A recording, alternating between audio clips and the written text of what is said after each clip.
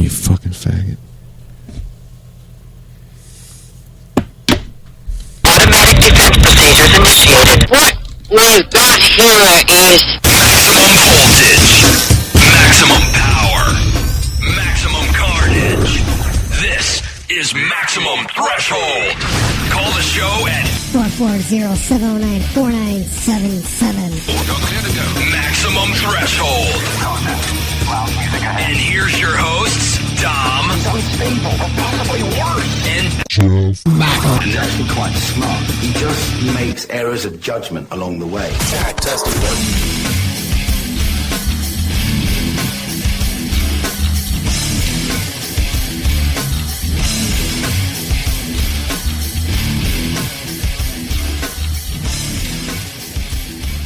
Okay, and we're back. For everybody tuning in, want to thank you for turning into the Maximum Threshold radio show. Yeah, and we're live right now as usual. Episode 366, I think it is. If it was 65 last week, it must be 66 this week. And we're on a discussion over here, so I want to thank everybody for tuning in. We got a cool show as always here. And if you're just tuning in right now, please make your way over to the chat room at MaximumThreshold.net. Log into the system and click chat room. And then you'll be redirected into the vast vortex of the Maximum Threshold entity world. So be there, and you're with us.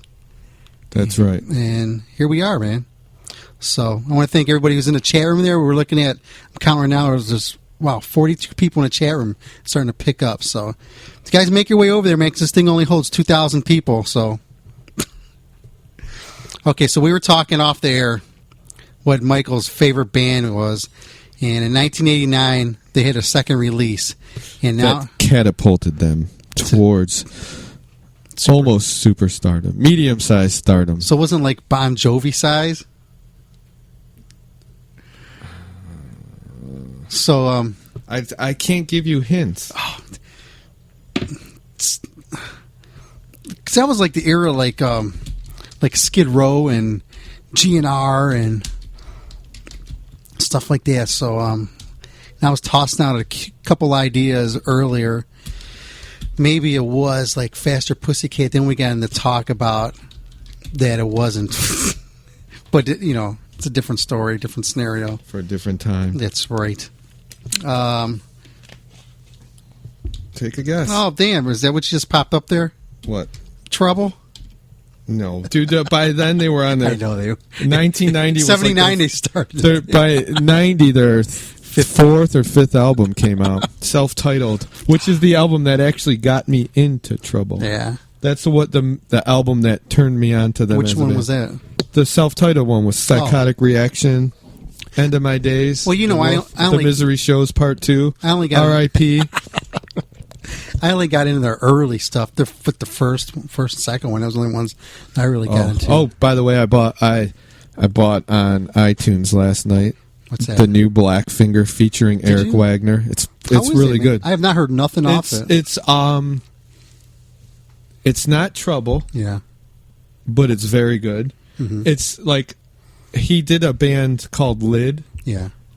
After I think it was after Plastic Green Men and before Simple Mind Condition Trouble albums. Mm-hmm. So it's better than Lid because Lid had a little bit more mellower stuff. Not I shouldn't say mellower, less heavy. Okay. Because people think heavy is speed. Speed is not heavy. There's like a heaviness. You can play slow and the old slow and low and be vibe. heavy. Yeah, the Doom vibe. But this album, Blackfinger, I would say it's like halfway between Trouble mm-hmm. and Lid, but it's very good. His voice sounds amazing. Doesn't it? It sounds great. He sounds amazing. I gotta check some of that out. Striper? Did Striper come out that one? What's that? You like Striper? Yeah, but they're not one of my favorite bands. By the way, the new Striper album kicks ass. So you got a chance to really dive into it. I've been listening to it nonstop, like Cool. because I usually only put one CD in my car at a time. Yeah. And there's Jesus is Just Alright. Their cover is that's Doobie Brothers, right? Yep. That's just badass. His Michael Sweets. Michael's the one who sings, right? Yeah. Robert plays the drums and Yeah. Michael sings. Michael's still his voice still sounds great. It's a really good. If you like Stryper, you will love that album. I never got into them. You know the thing is, you know. It was the whole gimmick and stuff behind him. But you know, interviewing him and talking to the that I guy, know, it's totally. it's legitimate. Yeah. But what I like about the guy, not only is he's not hypocritical about it. That's him. Yeah. He doesn't push it on you. Like he's not telling you that you need to find God. Yeah. That's just his thing, you know. So I like this, but no, it's not Stryper. Keep going. It's not White Lion. White Snake? No. White Snake was out since 57. Let's see. That's one of my favorite I bands. know, and I knocked Tesla out, and it's not them.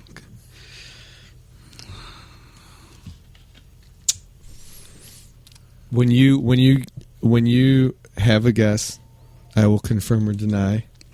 Not when you make your random, when you have your debate in your mind. So you pick some bands.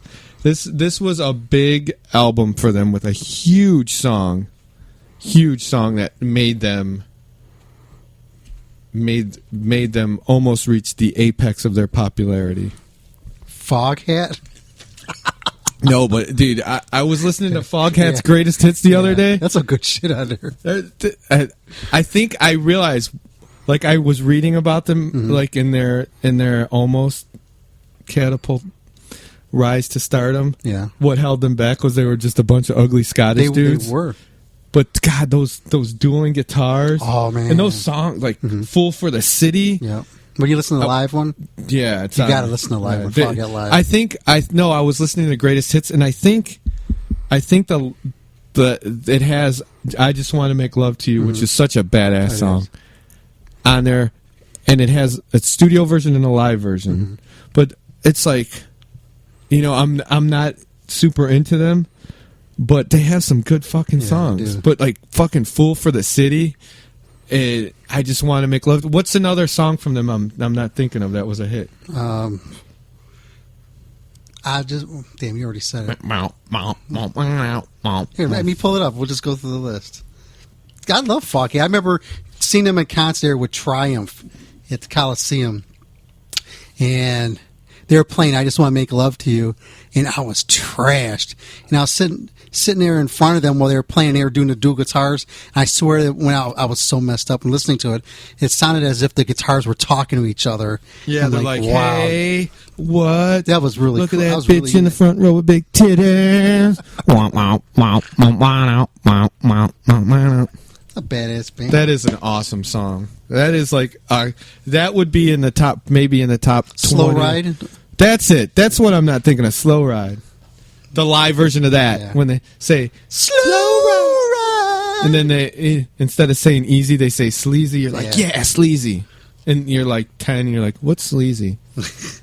Hit "Full for the City," "Home in My Hand." I got my home in my hand, and blah blah blah across my Honey Hush. Ba-dum bow, ba-dum bow, ba-dum bow, bow, bow. Road Fever. So did you? That's great. Are you going to start keep guessing on this? Yeah, I am. Oh, I know who it is. Loudness. No, 89 was about the second record, wasn't I it? don't know. Fastway. No, I wasn't Fastway done by that. But I think it was. And Fastway's first album is killer. It was. Now this band, I will say this: they're still releasing records today, Okay. and they're still, in my personal, humble, worthless opinion, still on top of their game. Okay, let's see. I'll tell you this: I saw them last year, and I will see them this year. Oh, it's Rick Springfield. Rick Springfield's second album came out before I was born, probably. So you saw them last year. this at a festival, or was this? Where was this at? House of Blues? Oh, was I there?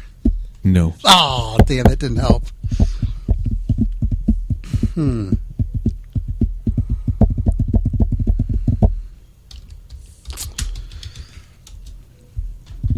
Give me a clue. I mean, yeah, after we find out, I'll be like, fuck, I should have known that. I know this. They're still guessing Milli Vanilli. Let me know when you give up. I don't give up yet. Never! Freedom! Braveheart.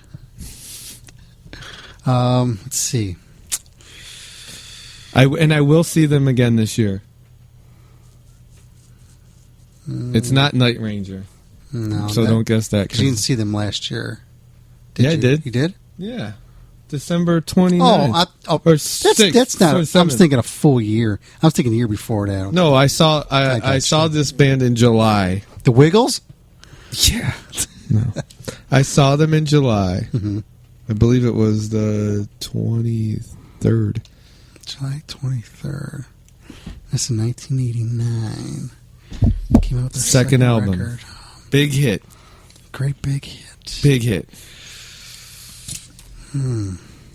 I think they're the follow-up album EP is what made them like almost superstars for a minute. It wasn't Adamant.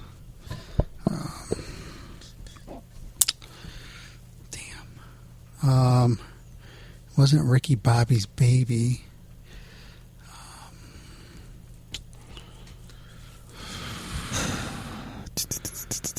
Was this hair metal? No, but it was considered hair metal. Shit. Considered hair metal. So this falls like right around the Bon Jovi. It's not Bon Jovi. I know, but I'm saying it's like a glam pop, hard rock kind of thing. Dude singing? Yes. Okay, the dance that narrowed out 99. That didn't help. 89. Hard rock band. And they were not out of LA. They were another part of the States, and it wasn't Stuck Mojo. And Stuck Mojo weren't even together in '89. I know. I'm just thinking out loud. And let's see. And it wasn't Clutch because they were. It's a West Coast band. West. I thought you said they weren't. There's a whole long coast. Yeah, I know. It's pretty damn long. No, you talking Canada too, or is it just? It's like American. Seattle? They're from California. Oh, California band. Northern California. I don't know. Do I look like fucking Geographic Man here? Sacramento area or yes, Sacramento area. Okay. Yes, I do believe it's actually Sacramento, not the area. Sacramento. Damn. I can tell you this. This isn't the. Oh. It's not the original name of the band either. Huh. I wanted to say something like Cayus or something like that. No. I can't think of any other Sacramento bands. Shit. Fuck. Eddie Vedder's solo project prior to Pearl Jam. Shut up. Damn. Oh, what was that Tricks band? Cheap Trick was around since '62. Leslie West, Good Leg tour. Sacramento. Well, let me double check that. I'm pretty sure Sacramento.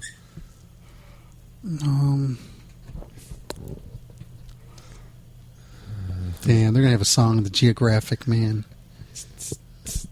And they Yes. It's an American rock band formed in Sacramento, California in late 1982. Oh, 82, and their second record came out in 89. And it's your favorite band. Very, very close to the top. And it wasn't. It's shit. Oh, God. I'm not even going to tell you who they toured with on this album. I told you I saw them July 23rd at the House of Blues. Don't mean nothing. I wasn't. No, that was year before last. Shit. I'm not going to Google July 22nd House of Blues. 23rd. 23rd. That's cheating. And I didn't go. So that had been a day during the week. Yeah, I 'Cause think I'm not allowed out of the house then.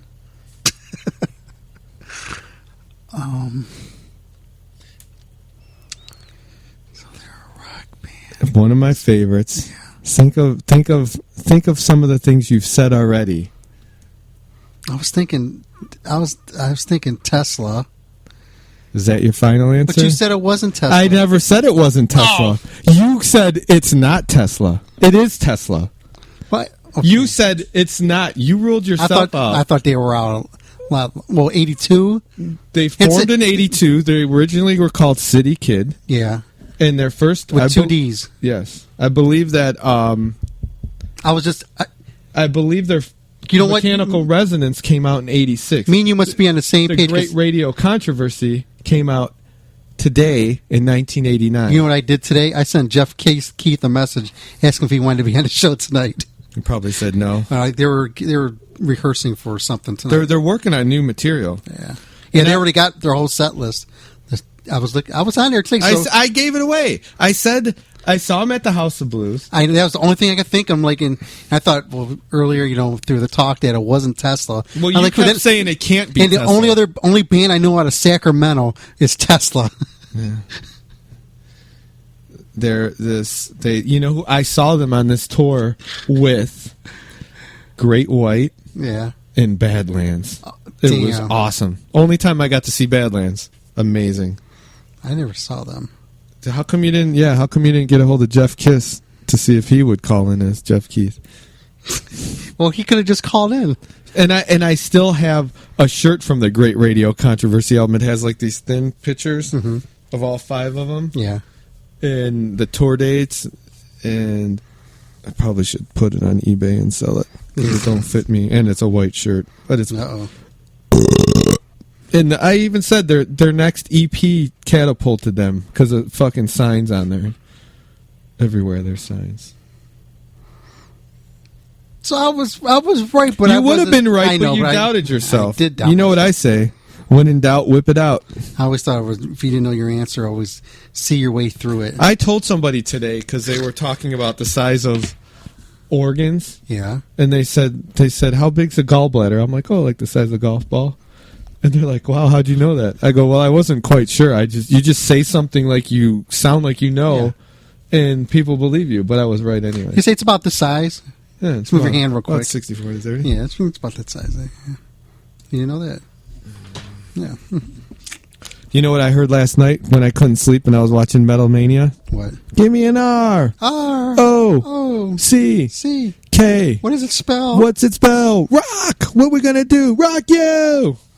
Don't just sit there. Is that Keel? Helix. I was close. Same thing. That's a good fucking song. I want everybody out there to know that Dom's Chinese food came and he's not eating, he's talking to you. You like that? That's self-control. It is. That's, dude, I'm impressed. I would have fucking... What do you got there? A cream of some young guy? And I got a fork on top of it, too. I got roast pork made fun. Made fun. Looks like diarrhea and a little... Did you know that you can unfold that into a plate? I know, but I don't have the guts to do that. Because it'll fly all around? Yeah, it will. Do you see that I was eating Chinese food earlier today? And I was getting like to the very end, and there was something really weird, and I was like, what's this? I don't see any bean sprouts anywhere in here. And there was just this one thing, and I pulled up and said, it's a damn worm. I had a worm in my Chinese food. And so I was texting our thread of friends, and I was like, man, I just ate a worm, and I was like, I got to take a picture. So after I did that, first after I told everybody, I'm like, well, I went back in the garbage, pulled it out, and took a picture of it. That was gross. I thought it was... Are you sure that's... Dude, are you sure it's a worm? I don't know. Dude, You know what that looks like? A bean sprout. It right? looks like a bean sprout. But there was no other ones in. Yeah, but they cook it in the kitchen with bean sprouts. They like, dude, I would guarantee you that's a bean sprout. It's either a bean sprout or it's a broken piece of lo mein. No, let me look at it. I didn't have lo mein. That was. It doesn't matter what you had. Dude, that's a bean sprout. But I would have called and said it was a worm to get some free fucking food. You know how many times I held it up and looked at it and I was playing with it and it was like, yeah, you're gross. I'm like, and I looked, I wanted to make sure. You know what I did after I saw that? Licked it? No, I kept Butt eating. scooted? I kept eating the food. Scooted your butt across it. I kept eating. I ate all the chicken or whatever kind of meat that was in there. Speaking of butt scooting, it was dog. Did I tell you about my poor dog? Oh, what happened? So I told you the one day that I had to take him because he was all busted out in hives, right? Yeah. So we were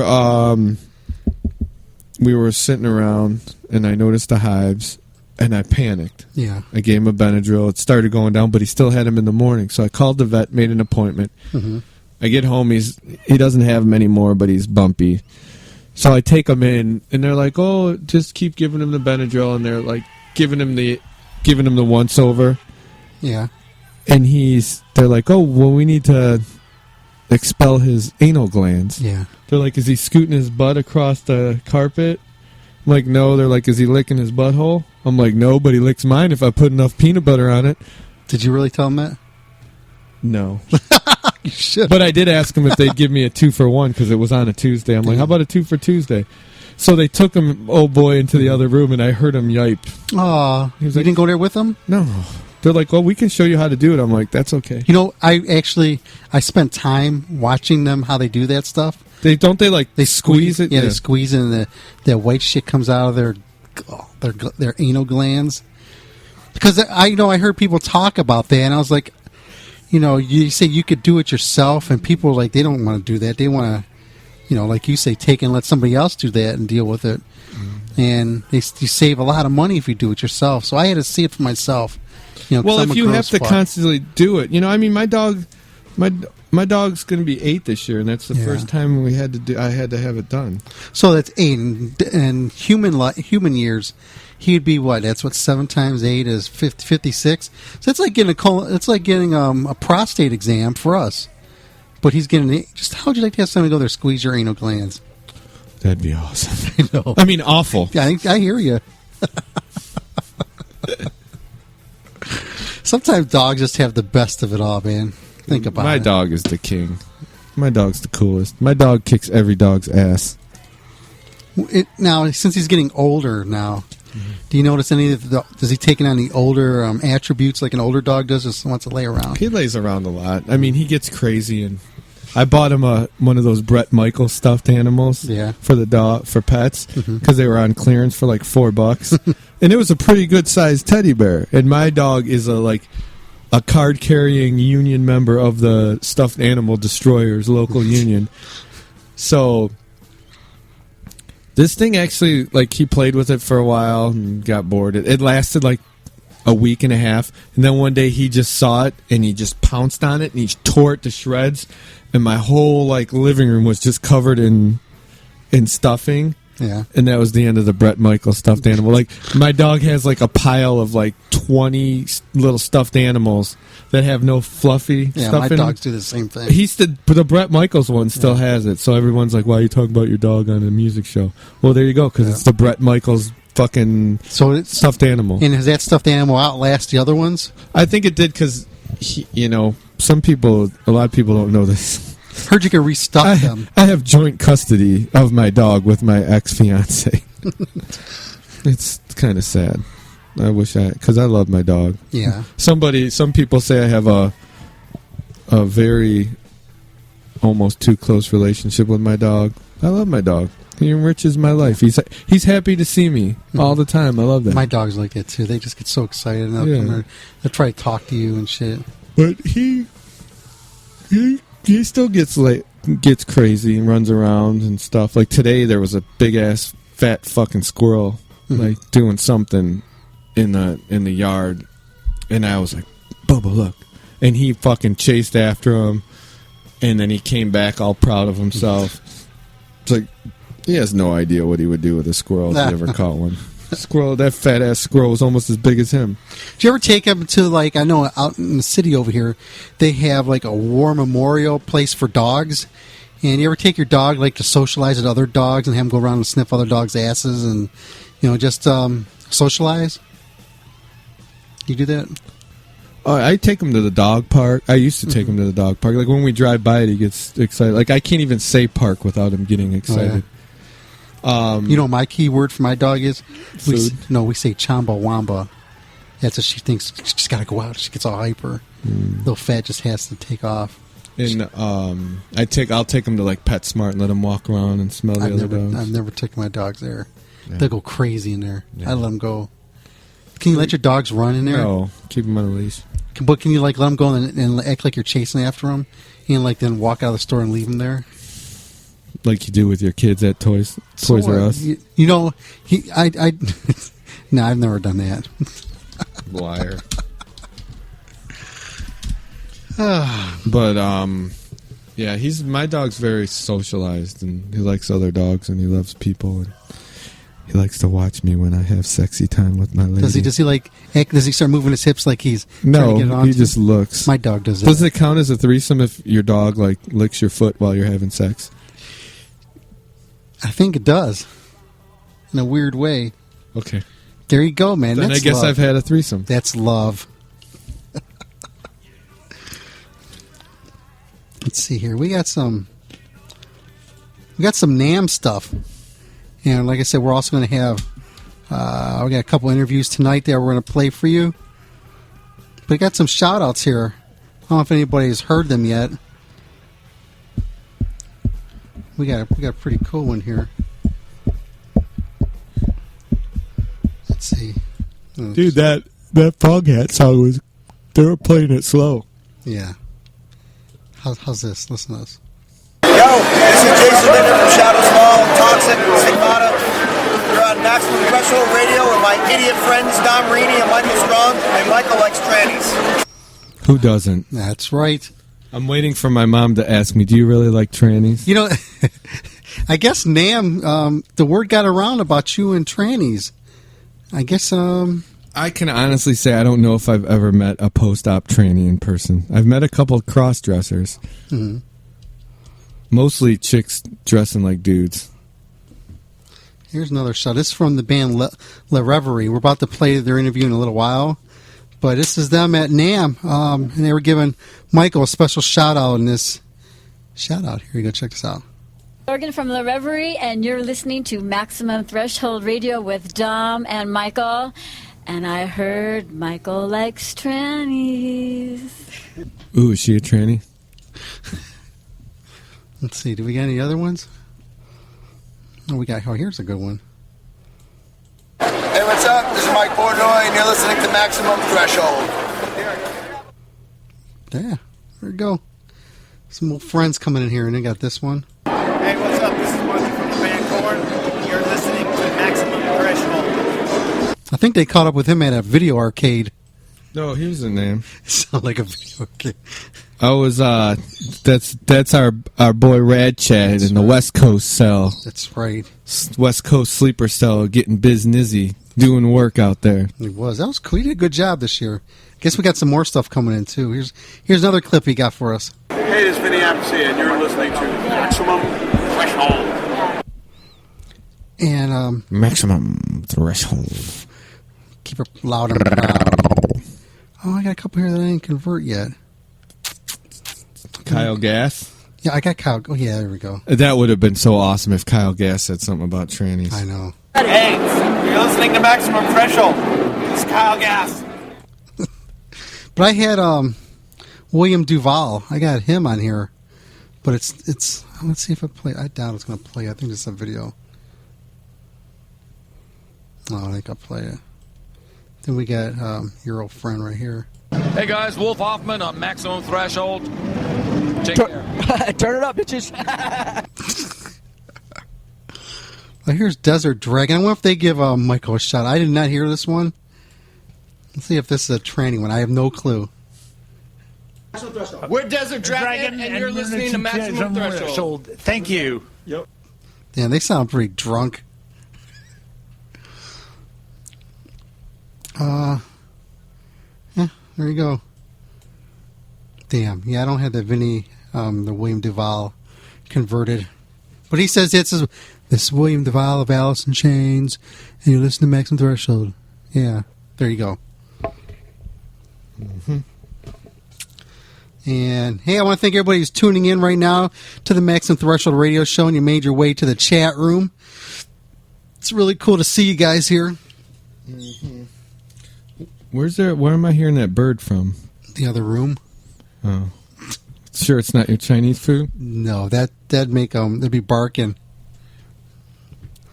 Let's see. Oh. Check out the band Lick the Blade when you get a chance. Lick the Blade! That's right, and you got the singers in the chat room right now. Let's see. You got some of the music right here. Check them out. Lick the Blade.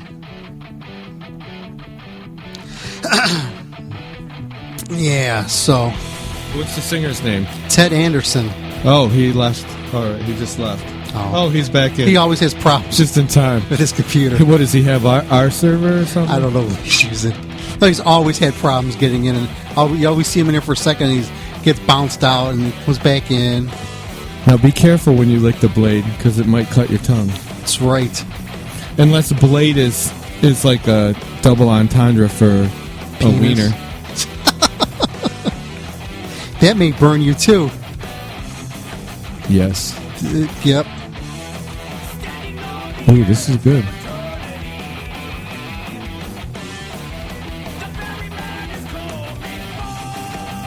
And this. The singer is the guy in the chat room? Yeah.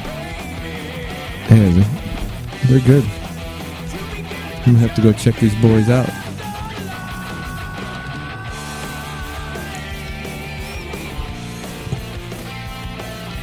If you like Iron Maiden, you like that vibe of the two guitars and all that, and with a good singer, you got it here, man. Lick the Blade.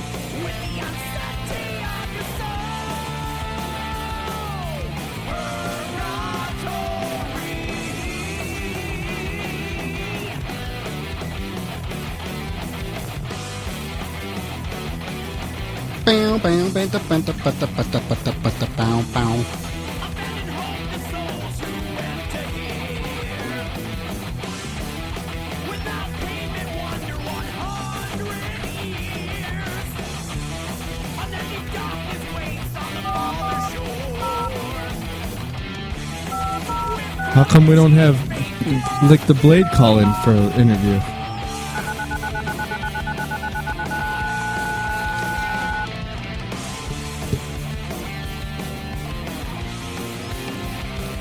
Oh, let's see. We're going to give somebody a call here, see if this works.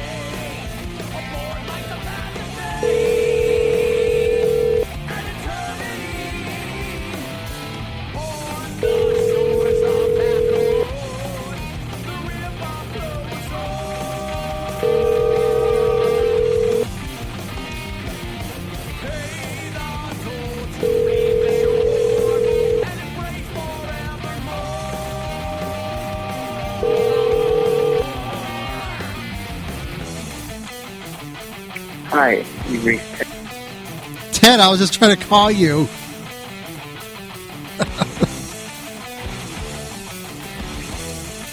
Hey, does anybody else have any problems with this feed? It shouldn't. Everything should be good. Sounds good over here. Then again, we're not listening to us through our own feed. But I can see how it sounds.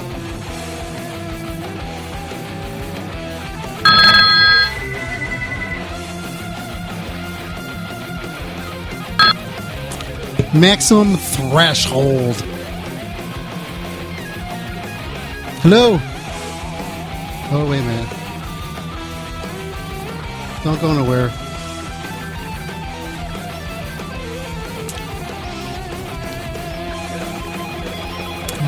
I'm almost there. Yeah. I know when that happens what I should do. Hello, Maximum Threshold, you're on the air. Hello. Hello. Hello. Can you hear me? Yes. Who is this? Were you trying to just call me, Dom? Yeah. Ted here. What's going on, With the Ted? blade. Yeah, what's shaking, Bacon? Nothing, just listening to you guys carry on. And I heard, the audio kept popping in and out on the flash chat there, or on whatever.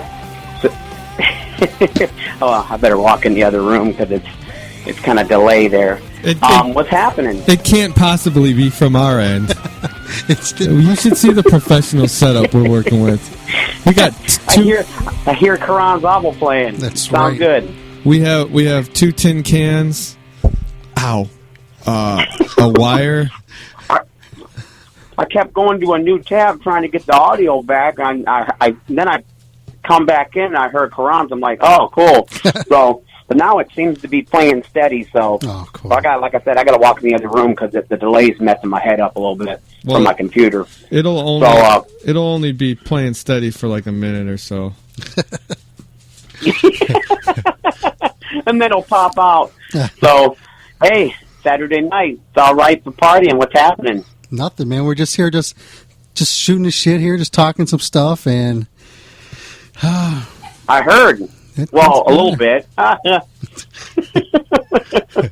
Love the show. Big supporter. Oh, thanks, man. Hey, you've been listening to us for years, man. Sorry. Yes, I have. Matter of fact, the last time, I think it was a while ago, but we did an interview right after we released Graveyard Empires, and we just released digitally our new album, The Sun and Time, out on all your favorite internet outlets, iTunes, Amazon Plus, all kinds of stuff. There's about 20 of them. And, of course, all your torrenting that you can kind of nibble off of, which people tend to do these days. Yeah. But that's okay. However we get it out there, we get it out there. You know, it's all good. So are you guys signed with any label or anything right now, or how are you running this one? Well, we released this digitally on Epirus Records, but we are heavily affiliated with Auburn Records, and we're thinking about maybe possibly having a, when we come out with the physical distribution end of it, talking to Bill Peters and see if he wants to team up with us on that. But I don't know if he's really big on the digital thing.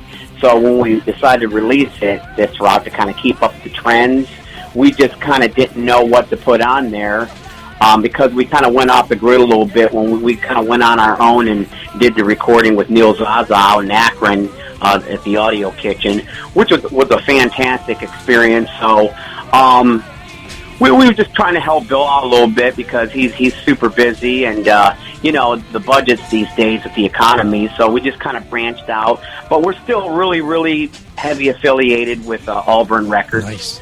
And like I said, when we come out with the physical copies, maybe we can kind of, because he's got a lot of distribution outlets with the physical stuff. I don't know if he really deals a lot with the digital. Mm-hmm. But for the people who aren't what's that? For the people who aren't familiar with your band, you guys aren't. You guys actually had some really good shows that you guys done. You want to talk about some of the places that Lick the Blade has played? Oh yeah. Over the years, we've opened up for a few. We opened up for Loudness. We opened up for. Wait, did you say Exodus. Loudness or Roudness? Loudness at the old Peabody's now / the Agora or whatever. I don't even know what it's really called. I guess it's just the Agora now, right?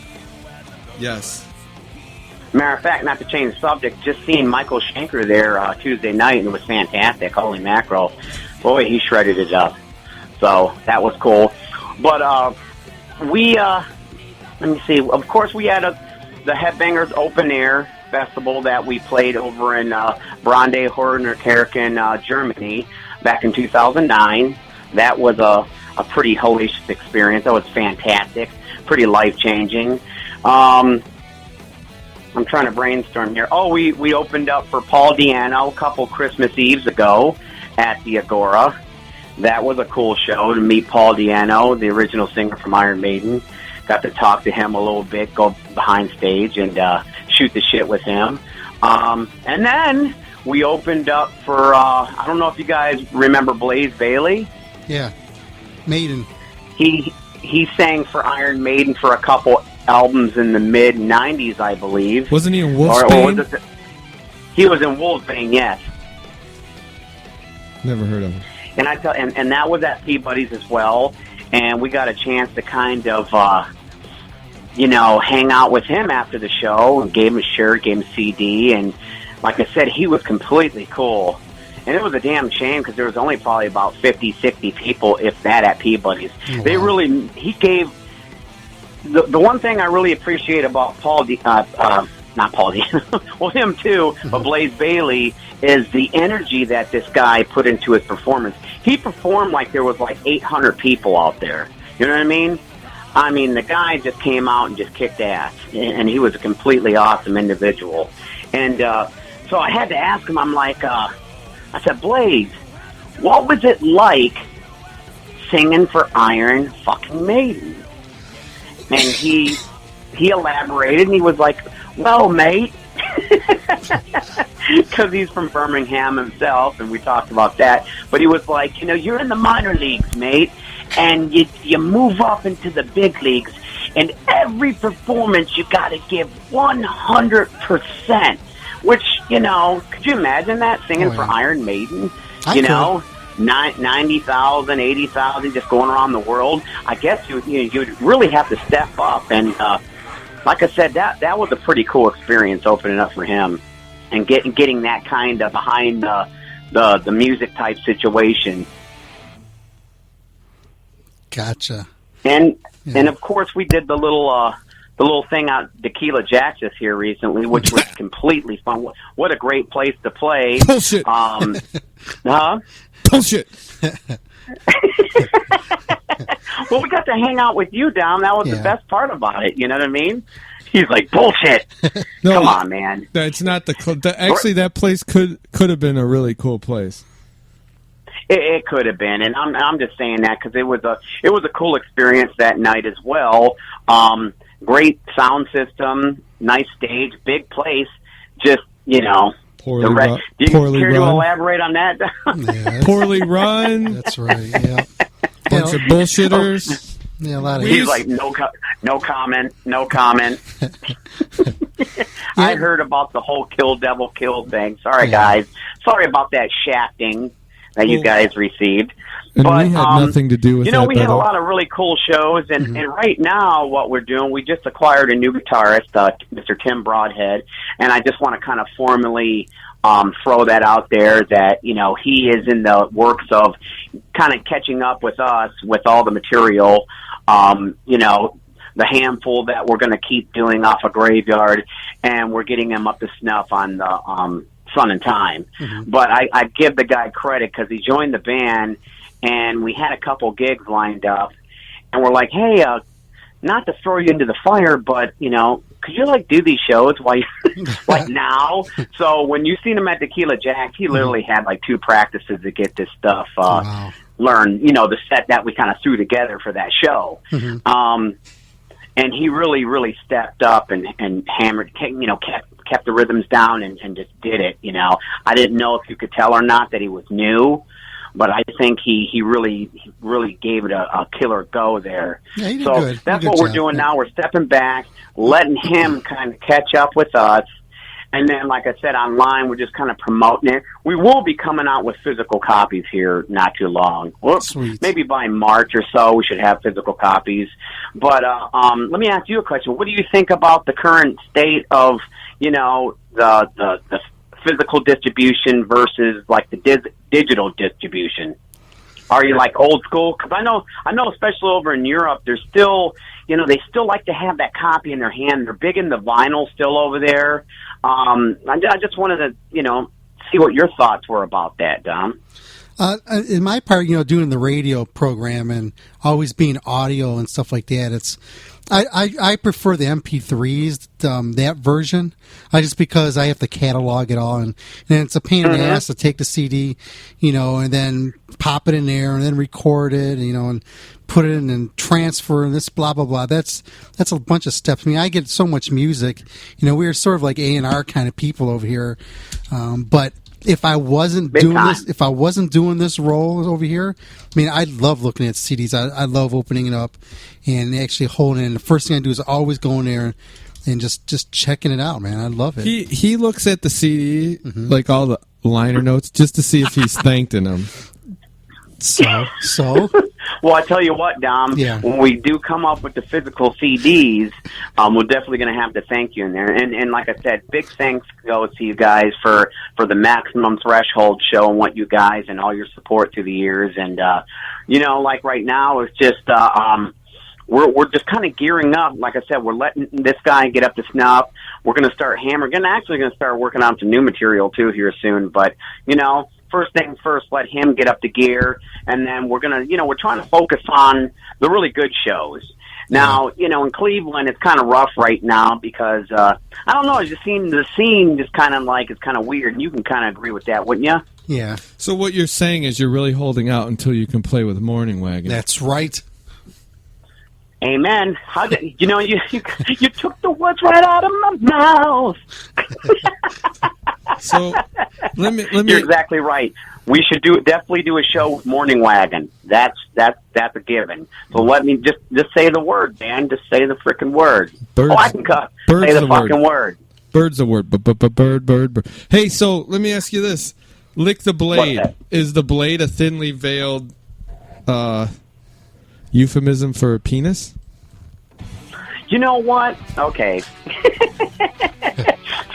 Some would think so, but actually, I think I might even told you this story about how the name came about. And, that was Tom Mocumber.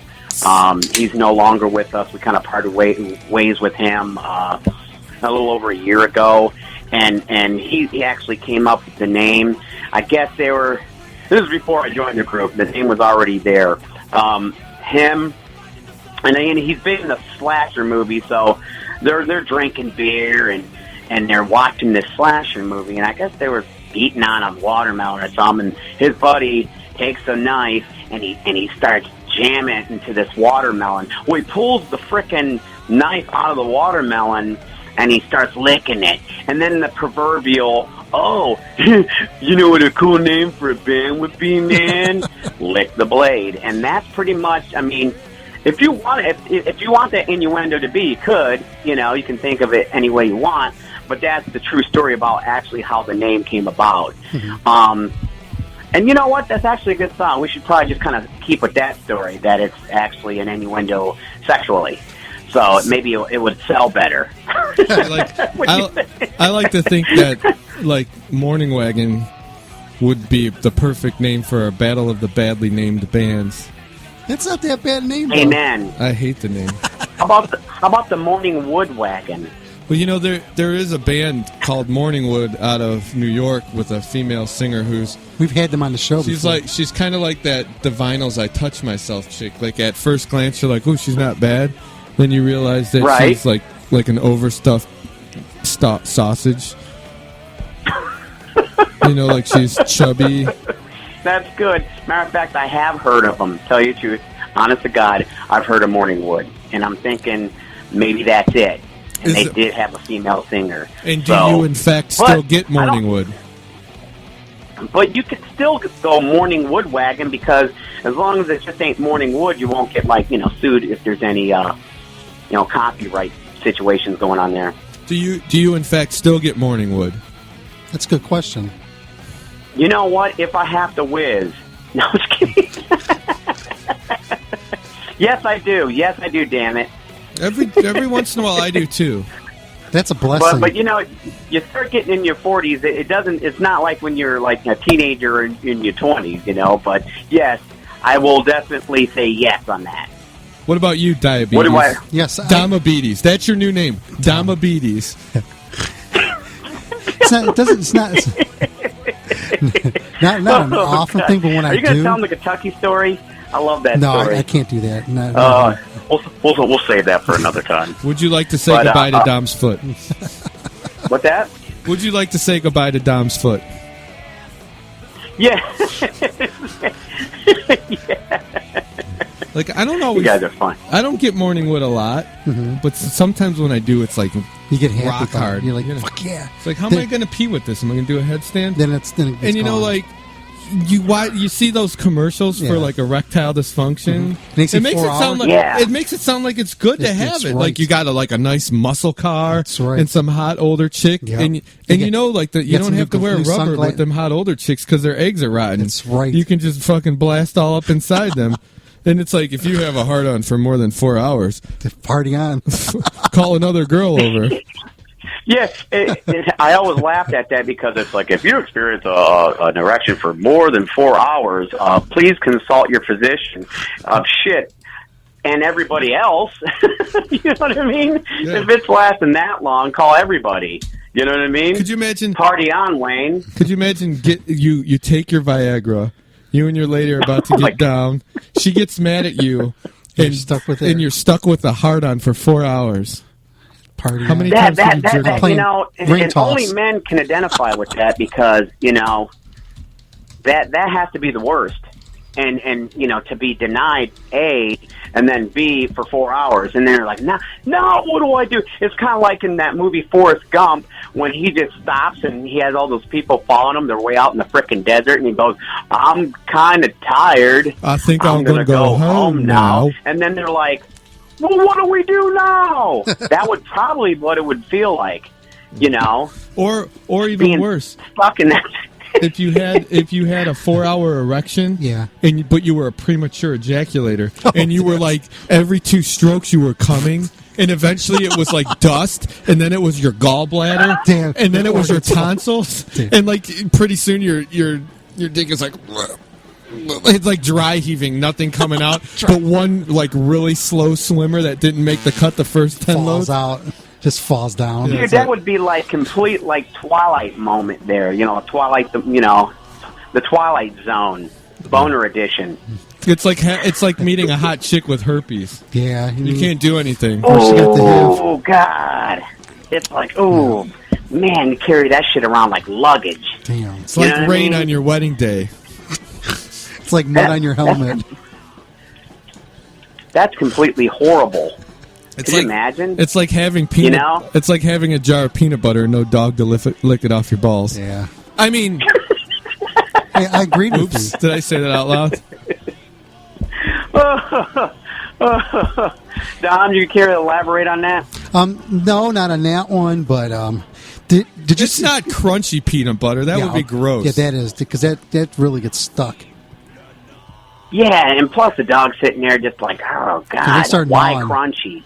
They start gnawing. The dog's a like, bit. why crunchy? And then you got to sit there and deal with that. You know, that would suck. Are you talking literally get it? Are you talking about licking it off a dog? No, okay, no. I'm sorry. You're putting words in my mouth, man. Do not put that in the press release. Do not put that in there. Okay. God bless America. Anyway, I love you guys' show. You guys rock. So, I saw this thing like in the Cleveland Musicians Group, and it asked what your favorite old school Cleveland bands were. Did you grow up in Cleveland? I didn't grow up in Cleveland. I mean, I grew up in where I live now, Delyria. But the suburb of Cleveland. So what? And I did see that posting. I'm trying to think back. One of them would be like Destructor. Okay. Destructor back in the day. Shadows. Local? Are you talking local band? Like a Cleveland, Akron. You can even throw in Delyria, Lorraine bands. I can't say Lorraine without getting a pit in my stomach.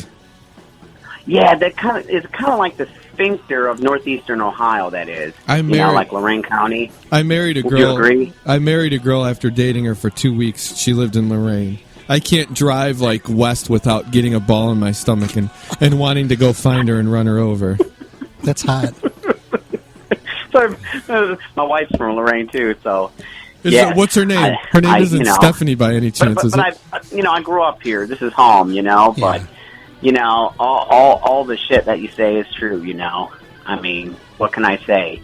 I'm just stalling because I'm trying to think of what my favorite local band would be. Back in the day, oh man, there was quite a bit to choose from.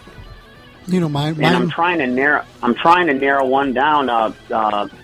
You know, the one Ripper used to sing for Winter's Bane. Yeah, I used to go they see were Winter's really Bane. good. Yeah, Ritual. You had Ritual. Shoot, man. Did you guys get into the Spud Monsters at all? Remember the Spud Monsters? I put 4 bands up. I put the Spud Monsters, Virgin Destroyers, Out of the Blue, and 8 Ball. I seen Out of the Blue a lot. I love the Spud Monsters. Spud Monsters would probably be up there. You know what I mean? Like I said, I'm trying to go back because there was a handful of them. You had Environmental Hazards. Those guys were really good. Yeah, remember them guys? Yeah, I actually listen. Like I have their album when they changed their name to Environmental, and I listen to it like once every couple weeks. Good album. You know, mine was Purgatory. I got into them. Purgatory with Frank Romano. Damn it, I forgot. Yes, yeah, Crush the White Cross. I knew it was in there. Thanks, Dom. Yeah. Purgatory. I love You know what I mean? I actually ran into Jeff Hatrix at one of our shows at the Beachland, and, you know, we're just sitting there shooting the shit, and I said, hey, Jeff, you know what would really be cool is, you know, because Purgatory was on Auburn Records back in the day as well. And I said, it would be awesome if you guys would just get together again and we could open up for you and like a reunion. That would be fantastic. Yeah. And Jeff looks at me and goes, you know, that would be fantastic. But the only problem is that, you know, all the guys in Purgatory are really spread out, like, you know, different states. So it would be kind of hard to kind of gather them all up to make that happen. But one day it might. You never know. I'll talk to Bill. I'll say, hey, Bill, make it happen, brother. That would be nice. I seen you know, the Godfather of Cleveland Metal, Bill Peters. Oh, yes. Bill Peters. Yeah. Great man. Bill Peters. Gotta love Bill Peters, man. What a great guy. We had some great times over in Deutschland, too. Oh, my God.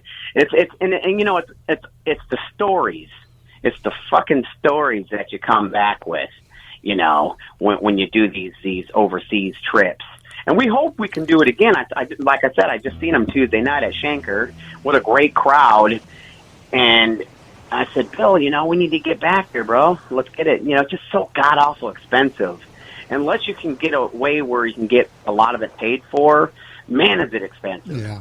But it's if you can make it happen, it's definitely worth it. Anybody come back? Like I said, anybody come back with a souvenir like the clap or anything like that? No. I stayed faithful and true. Oh, what kind of stories is that? But I tell you what, listening. I drank about 10,000 beers, though. Yeah. I mean, I almost turned German. I drank, man, some of the best fine brewed beer you'll ever drink over there, I tell you that. Mm-hmm. And it wasn't just that, it was just all the people you meet, and they're just so into them. Dude, if you go over there, it's just, imagine 1984 again here. Remember how it was in the mid-late 80s here with during the Z-Rock era? Yeah. And, you know, when actually there were shows at the Fantasy Theater. I've seen many shows there. You know, it was like that over there. It's like it never changed. It's like I went into some type of, like, time warp. I'm like, you know, when I got on stage over there in front of, like, we played in front of, like, 35 here, and then went over there, it was, like, over 2,000.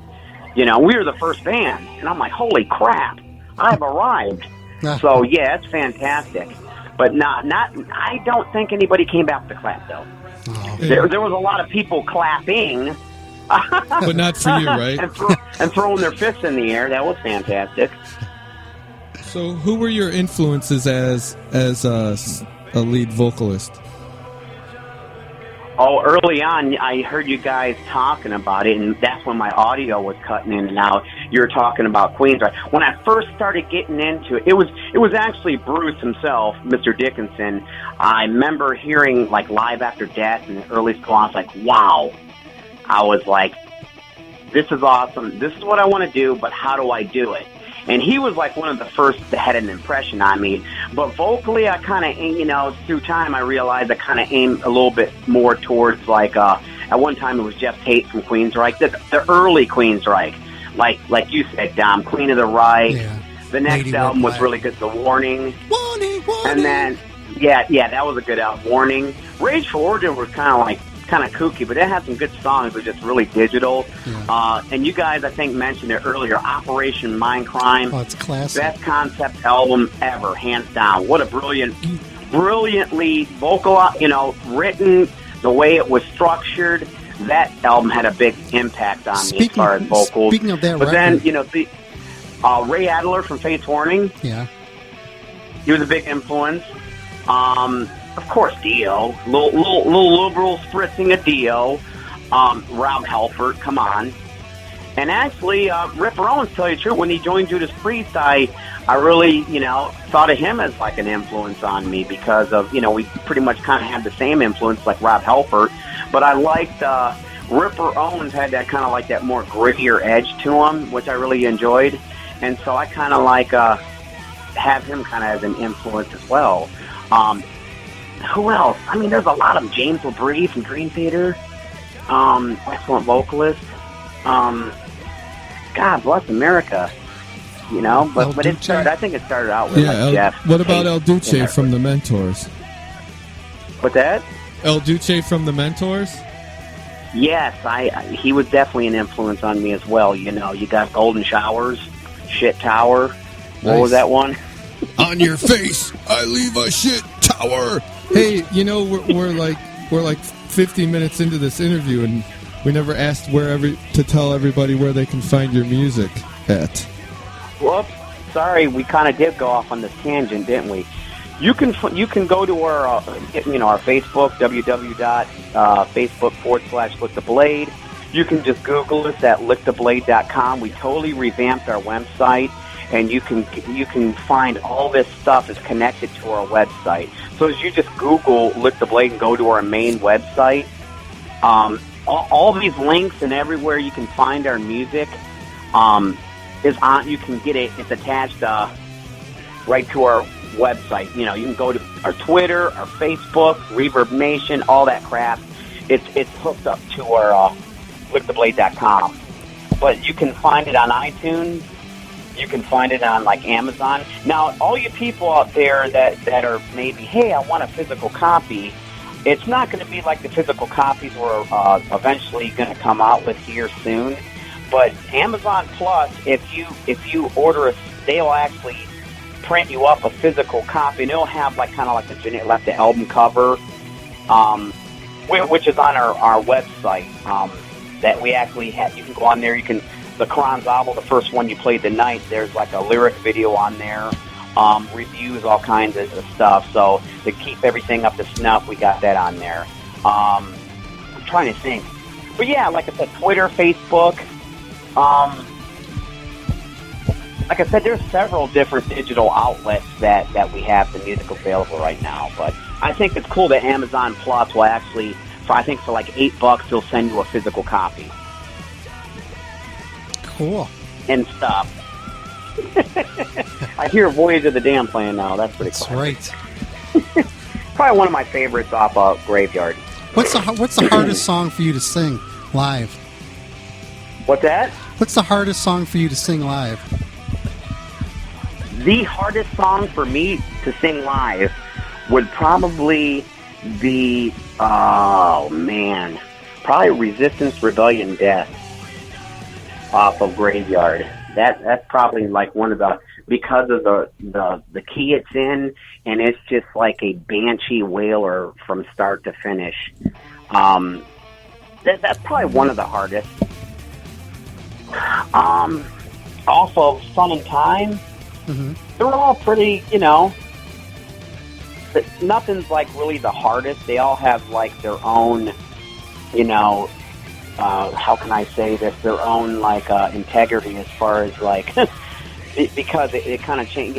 We have like 3 or 4 different people that write in the group. So Mike, our bass player, Mike Kurtz, he writes a lot of like that, the epic-y stuff. Like the one you're playing now, he wrote that. He writes all the really super maiden-y stuff, the super melodic, epic-y kind of written stuff where like French writes the more kind of straight out. But, it's funny because whether it's more thrashy or melodic or epic, it always kind of somewhere in the middle. We come back to that Lick the Blade style, with the dueling harmonies and all that good stuff.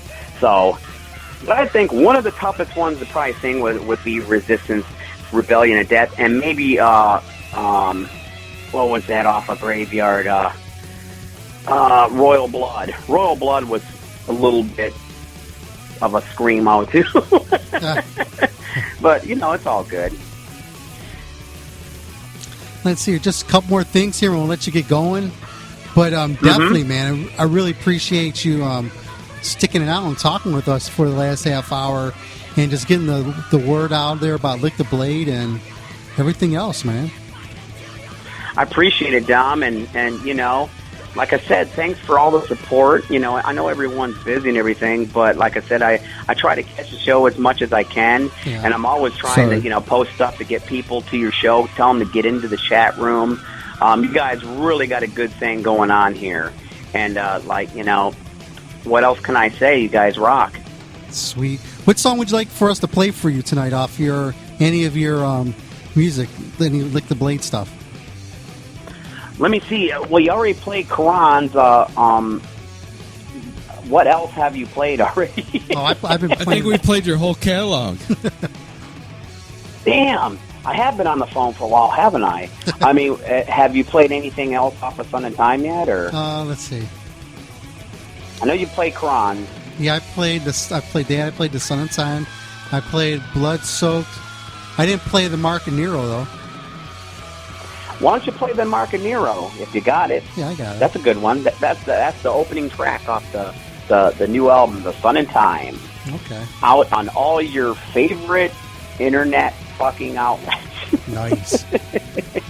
Digital outlets. I'm sorry, digital. But we're starting to get some reviews already over in Europe.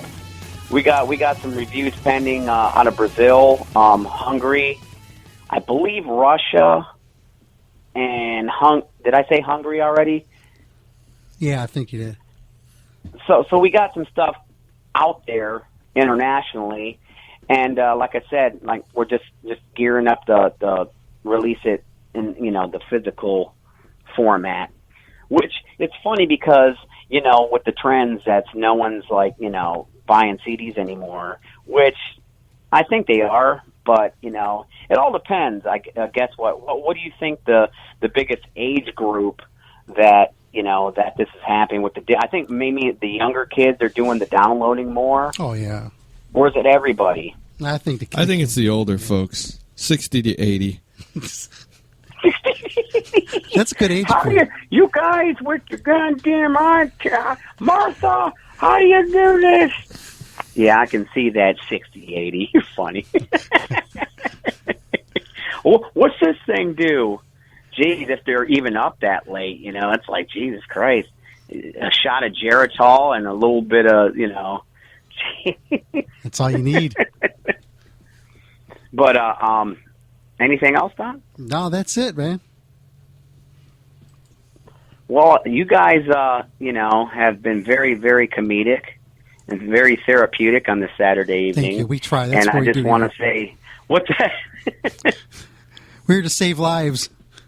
Yes, we're here to you guys kiss hands and shake babies. That's right. You know what? Hey, you got to do what you got to do.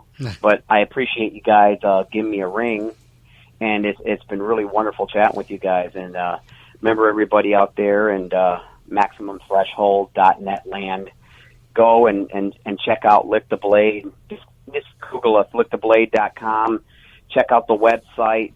Hit us up on, like us on Facebook. Hit us up on the Tweeter. And hopefully, we'll get on some pretty cool shows this year. We tried to get on the Iced Earth bill, but we couldn't manage to kind of squeeze our ass in there. Oh. So, I know. Yay. There's something I wanted you to hear. Listen to this. Listen close. Oh, I got to turn this up. Wait a minute. Here we go. This is a good one. You're listening to the MaximumThreshold.net. This is Ted Anderson from Lick the Blade. And everybody out there, stay metal.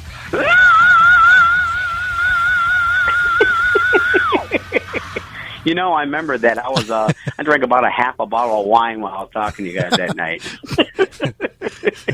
Nice. You guys rock. Thanks so much. No problem, man. Have yourself a good one. You guys, too. I'll be listening to the show. Sounds good, man. Take care, guys. You too. Bye-bye. Bye. There you go. And here you go, man. Who said metal's dead? That's right. And here's the Marcanero. This is some Lick the Blade. We'll be back after this here on Maximum Threshold. Your Maximum Threshold. Let's see if Dom can eat this whole container of Chinese food while he's playing this song. I'm going to try.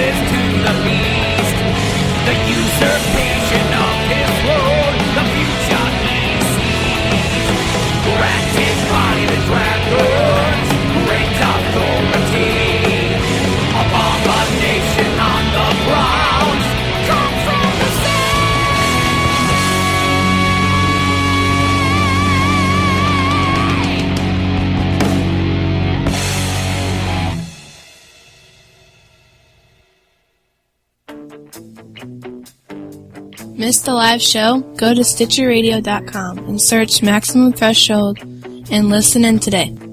That's Maximum Threshold and Stitcher Radio, a match made in heaven. Have a smartphone, iPod, iPad, or even Roku? Grab the app, tune in, and search Maximum Threshold and hear the show live directly from your device. Looking for reliable and affordable Shoutcast audio or video hosting? JWN Media offers complete Shoutcast hosting solutions for business or personal use. All plans come with full listener stats, custom web scripts for implementing your service into your existing website, full server control, super fast network, and huge bandwidth limits, a 99.5% uptime guarantee, and friendly, knowledgeable support personnel dedicated to making your hosting experience fun and easy. With plans starting at only $3 a month, you have no excuse not to get a server of your own. Plus, with the option to add auto DJ and on-demand services, you can be confident your station will be all it can be. Custom plans are also available at their website. Simply visit jwnmedia.com and click the Shoutcast hosting link to get started right now. 9 out of 10 alcoholics listen to Maximum Threshold. The 10th one just happened to be a heroin addict. MaximumThreshold.net.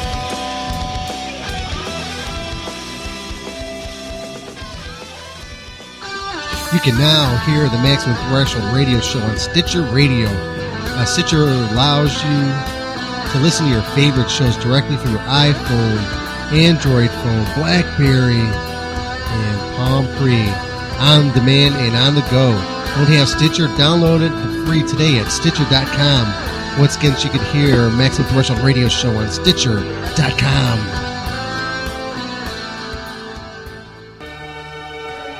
Donate to the Maximum Threshold radio show and network today. Just click the PayPal button and know that everything you donate will go directly to the production of the programming and network. Thank you.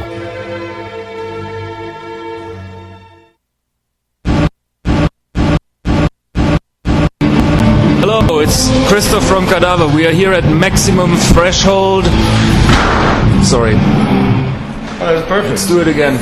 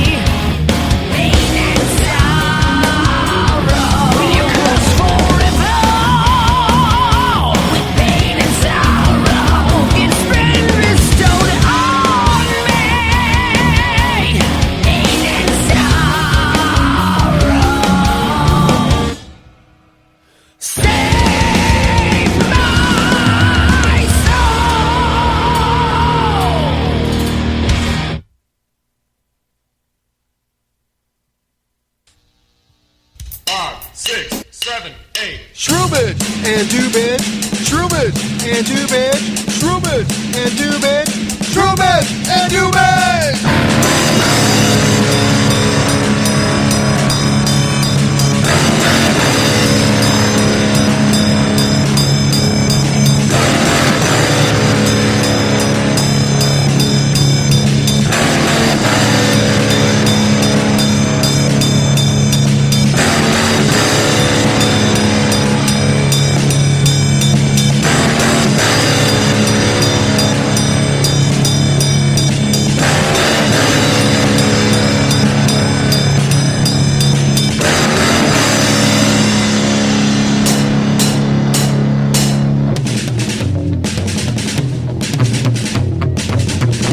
Raise your jealous, enjoy my fellas, yummy, yummy, yellows in the psychedelic palace! Shroomage and Doobage, Shroomage and Doobage, Shroomage and Doobage, Shroomage and Doobage!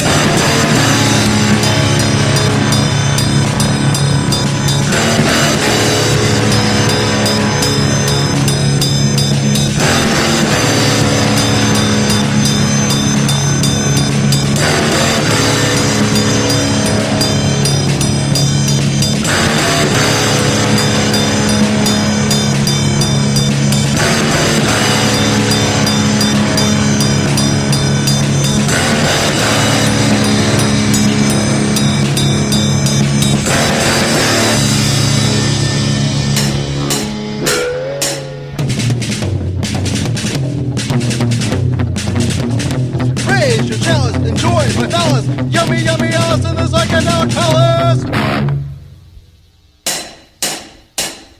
Shroomage and Doobage, Shroomage and Doobage, Shroomage and Doobage, Shroomage and Doobage!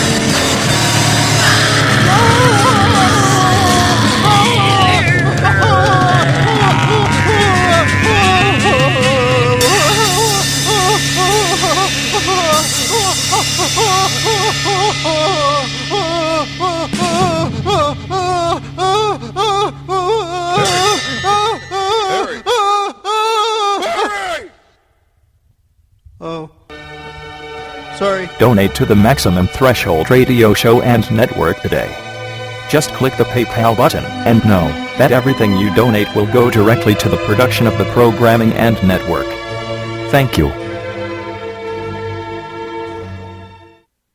Looking for reliable and affordable Shoutcast audio or video hosting? JWN Media offers complete Shoutcast hosting solutions for business or personal use. All plans come with full listener stats, custom web scripts for implementing your service into your existing website, full server control, super fast network, and huge bandwidth limits, a 99.5% uptime guarantee, and friendly, knowledgeable support personnel dedicated to making your hosting experience fun and easy. With plans starting at only $3 a month, you have no excuse not to get a server of your own. Plus, with the option to add auto DJ and on-demand services, you can be confident your station will be all it can be. Custom plans are also available at their website. Simply visit jwnmedia.com and click the Shoutcast hosting link to get started right now.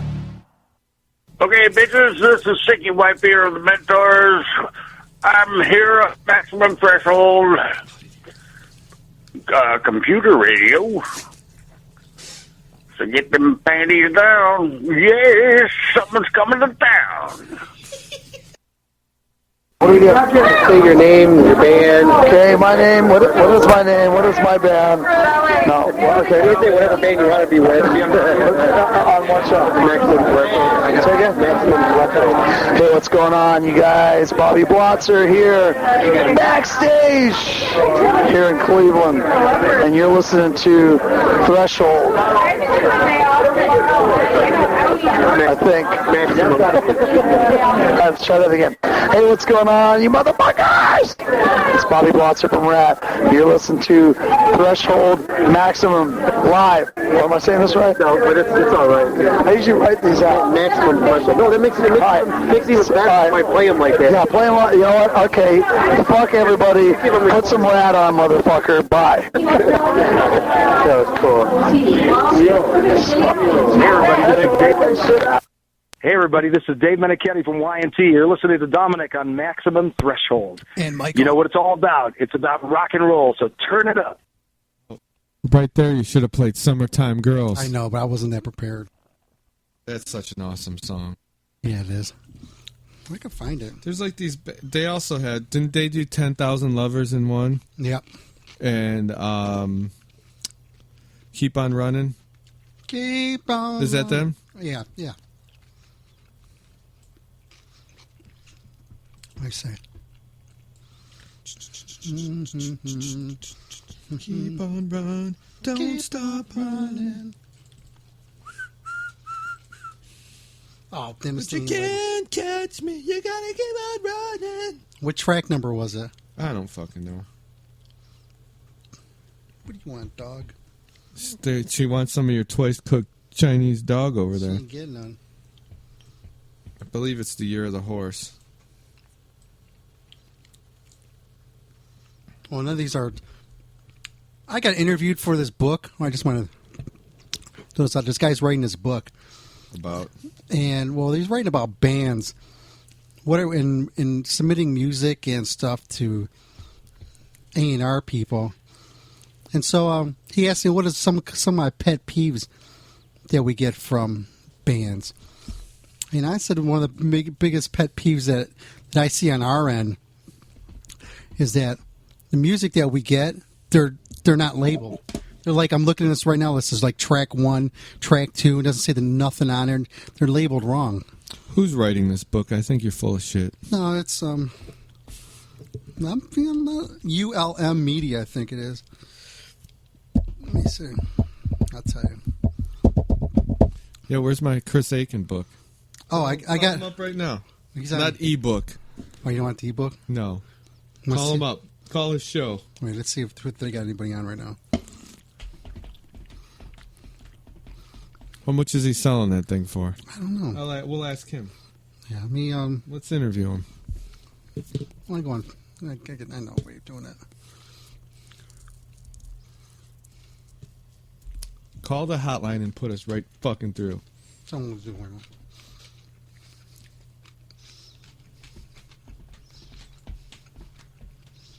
Oh my god, dude! Do you want me to read you a text that I sent my friend today? Yeah. Because I had to shit so bad. I'm on my way to my boy's house, and here goes. Here you go. Yeah. Hold on. Yo, brother, I'm coming in hot. I got to shit like a fucking maniac. I'm on the corner of Neff and 185th, and I'm hoping I can make it to your house without shitting my pants. Get that door unlocked. That's funny. He said, yep. Permission to land granted. That's funny. You calling him? How come you're not eating with chopsticks? I thought you were sophisticated.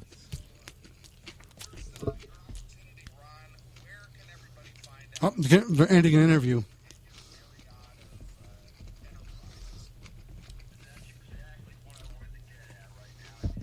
You gotta keep on running. I think they got. Stop, honey. Sounds like Ron Keel, doesn't it?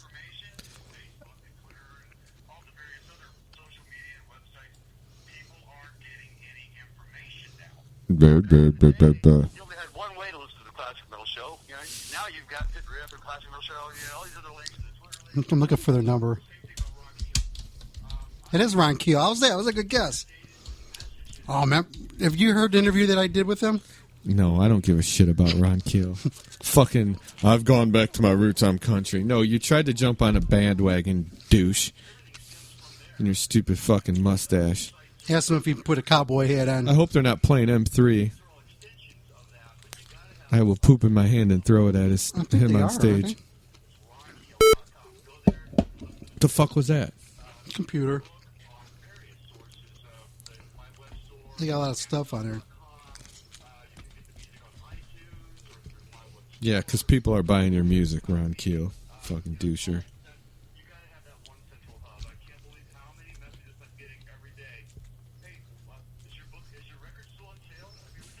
Yeah, how many messages a day you really getting, Keel? Like 1, 2?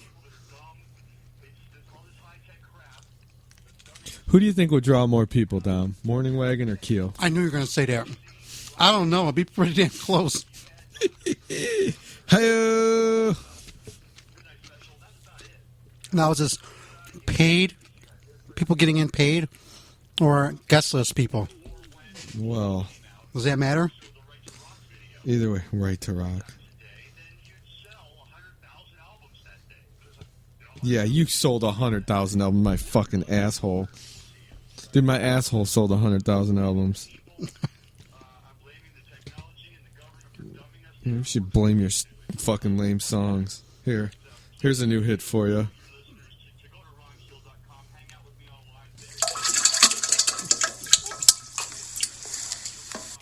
Oh, hey, I was buying a book the other day at Barnes & Noble. And this is what happened.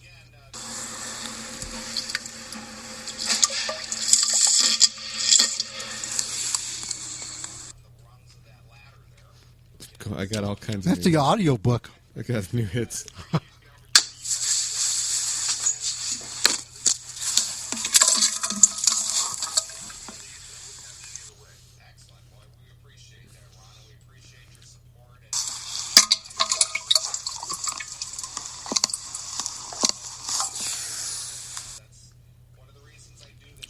That's hot. That's the new Keel album.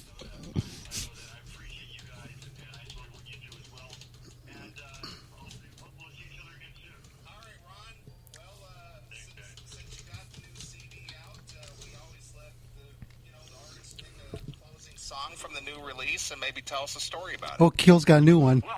Oh, what's it called? Who gives a shit? Explicit lyrics, right? I mean, oh yeah, absolutely. Come on, Ron. You know us. Cuss on the air all the time. And I said at the beginning of the interview how proud I was to have an album where you say, "Well, this is Ron Keel," because I haven't ever had that. Also, this is the first album that I've ever had explicit lyrics on. Which is pretty cool. Oh wow, it's 2014, and you're gonna say fuck. Way to get with the times. Fact, after all my run-ins with the PMRC and all the controversy I've had to endure. But the song that I'd like to play is called My Bad. It's also, it's the one that has the explicit lyrics. I actually say the F word in a lyric. This song was written in response to our government. See, we got Ron Keel on tonight, too. Our government wanting to take responsibility for the mess that we're in. And I'm so sick of hearing these guys. Wow, such an original thought, Keel. Let's talk about the government. We're going to do an investigation of, we'll get to the bottom of this, and then they never get to the bottom of it. Like Benghazi, right? What were you doing, Mr. President, all night long? Well, our people were getting murdered in Benghazi. They don't take. Okay, they said we can call in after the interview. I wrote a song where Ron Keel, just blame it all on me. It's my bad. Everything, the whole state of the world, Armageddon, it's all my fault. And so they can get off the hook and just point the finger at me. So I appreciate you guys playing it. Crank it up. Here's Ron Keel, My Bad, on the Classic Metal Show. Turn that shit off.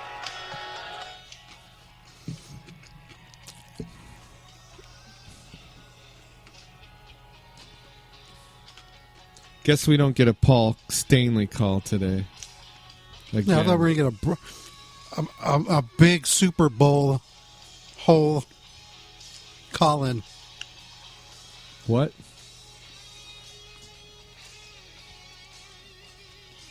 A super hole.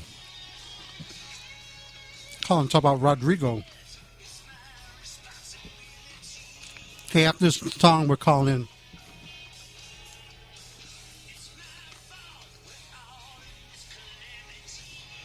This is Keel? Yeah. God, this sucks. Don't. Stop it. Stop it. That's Ron Keel. Have a heart. I only heard one song by him. Well, The Right to Rock? yeah, and I didn't even like that one. Yeah, me neither.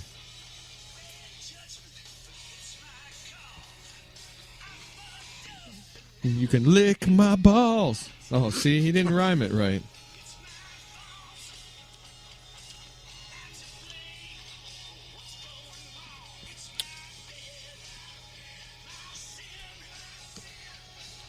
Lick my balls and under my chin. Or put your balls under my chin. Yeah, he doesn't sing songs I like we messed it do. up. Yeah.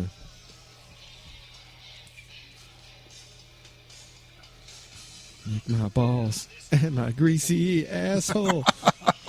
Tongue punch my gooch. That goes with everything, man. It does. Stop it. You're raping my eardrums. I'm sorry.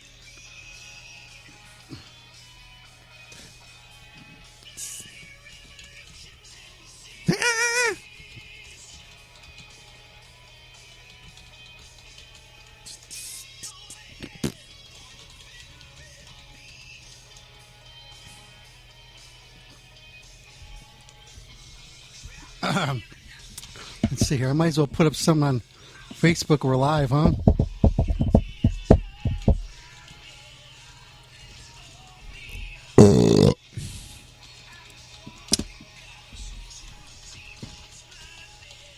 So when are we calling these guys? Right after the song. I told him you love this. You love the new Keel. Oh yeah. Can I unload on him about it? Yeah. He said he likes it a ton too. Fucking liar.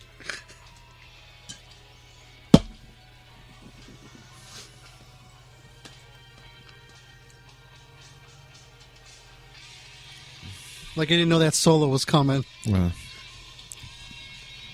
Tongue punch my greasy asshole. I'm going to break that song back out and see how many downloads we can get on that. More than Keel? Yeah.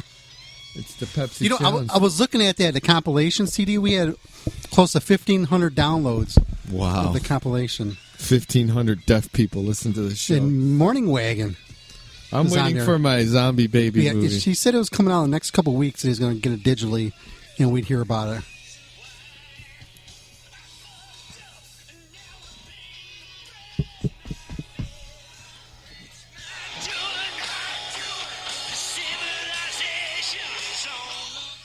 That's right. If you're tuning in right now, you're listening to a wonderful train wreck here. We like to call the Maximum Threshold Radio Show. The Mexican Threshold. That's right.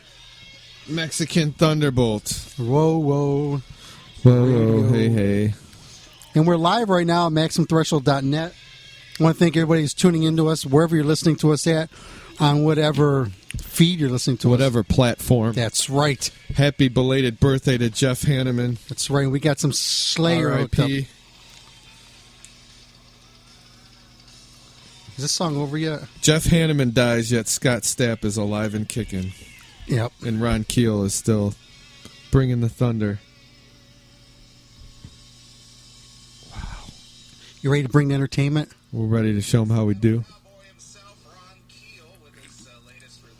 Let's see what they say. We want to thank our good friend Ron Keel for calling in and being part of the Classic Metal Show. And guy couldn't be more complimentary, Chris. You know, I wish Ron would talk a little more, though. He seems very, reserved. Yeah, he's very introverted. It's very difficult getting anything out of that guy. Yeah, he's very tough. Very yes and no only. No long-winded answers. Are we going to call these jokers or now? what? Always happy to have him on the show, and you've seen it here in the studio. I have that picture where he was ringing. Doing a live it's like calling a radio station interview while he was performing a show down in Nashville. Absolutely. And I was interviewing him on the Classic Metal Show, and he was answering the questions from the stage. I know, that was great. Yeah, so I have this I just picture haven't read up it all here. yet. I only got it like 2 days ago. So. Sure. Hail and kill, caller. You're on the air. Hello? Hello? Is this thing on? Hello? Is this like some hacky radio dudes? Yeah, this is... Are you talking about you or us? Well, I'm busy eating a bagel. I don't know what you're doing. Chinese food. Dom's eating Chinese food. We called because we know Dom and Chris go way back. Chris, would you like to say goodbye to? Would you like to say goodbye to Dom's foot? You basically called the two fat douchebags show. So what can we do for you? Well, we have an offshoot. We're the one fat douchebag and the one dirty Jew. That's right. That's right. I'm calling for two reasons. One, I want a physical copy of Chris Aiken's book so I can read and review it. Because I'm not partial to reading online. And two, I want to say that Ron Keel song fucking sucked. And any guy that tries to go country to stay relevant, the fucking douchebag. Fuck that guy. Yeah, but he could lick my taint. New. Huh? That's not new. Ron's been doing that for close to 20 years. Yeah, he did it when nobody cared about his fucking rock career because he sucks. Damn, dude. Yeah, I said it. Damn, I thought you were a big Keel fan, man. Dom said that shit. Fuck. I'm a Keel fan. Well, I'm sorry to hear that. I like that record. Hey, Chris, it's like fucking Stephen Batten dragging me to all the Nuff's Enough shows. Fuck, come on, dude. Just fucking... Why don't you just stick your cock in my ear? Jesus Christ. Now, I'll say this. When Enough's Enough had, like, Johnny Monaco singing, it was much more tolerable. Yeah, how can you say it? They sound exactly the same. No, he doesn't sound whiny and all drugged out like Donnie V. Although, Well, yeah, I guess if Donnie V ever got clean, that's what he would sound like. or if Donnie V ever smoked crack, allegedly, that's what he would sound like. Certainly, man. Well, in case people are wondering who the fuck these two guys are, this, of course, is Dom and Mike from Maximum Threshold, who are... I guess you guys would say that, what, you're invading our show to steal our 5 listeners? Yes. Yes. We called to rape their ear pussies. That's right. Can I say pussy on your radio show? I think we can. Actually, we called to interview Chris because he is now an author. He has a tome out, if you will. Oh yeah, I'm very literary, as they say. What questions can I answer for you? Okay. How many times... I haven't seen your book. Is there any sex in your book? Yes. Did you, like, when you were writing all this stuff down, did it ever stir up memories and you got, like, a boner and had to jerk off? That's a good question. No, that's a solid question. I never had to actually spank it thinking about it because, to be honest, the only real sex story in the book is just a quick one-nighter in Atlantic City With Dominic? So it wasn't a cum shooter. Oh, it was okay. just kind of all right, this happened. Because I read some of the reviews and I've known you for a long time. I didn't know like a lot of your story. I just know you from seeing you all the time and hanging out sometimes and laughing and shit. It's not like I read some of the reviews. It sounds like you've been through some serious shit, my man. Yeah, I've walked the wars, as they say, man. I've definitely been through some serious shit, but I never really made it a public issue until recently, and now I just wrote a book about one of these things, which is my divorce and thoughts of suicide and blah blah blah. So bad year, I guess. Yes. So when are we gonna? What the fuck? I Dream of Jeannie. Fucking Dom, turn your fucking computer down. So when are we gonna see the Chris Aiken book turn into a movie on Oprah and you be on the Book of the Month Club? Because I think that will really propel you into superstardom. Yes, like Ron Keel's new album will do to him. I don't know. I mean, right now it's I'm happy to get any press right now. I'm lucky to get quite a bit so far. For now, I'll be happy with the Scene article that's going to come out in a couple of weeks, and the Plain Dealer's doing something. So I'll take the local stuff for now. If it ever goes into something bigger, that's fine. But I'm actually in the process of writing, a couple of more books, and one of them is going to be the one that I actually started writing literally today is probably the one you want to read, Michael, which is my 2.5 years of absolute sexual deviancy when I was in Korea, when I was in the service. And that one is just going to be nothing but, Banging. squirting jizz in every fucking corner of Asia. So did you partake in any lady boys like Dominic has? No. Wait. Nothing with a penis ever emerged. Oh, come on. Nobody's listening. Tell the truth. Have you been to Pohang or Busan?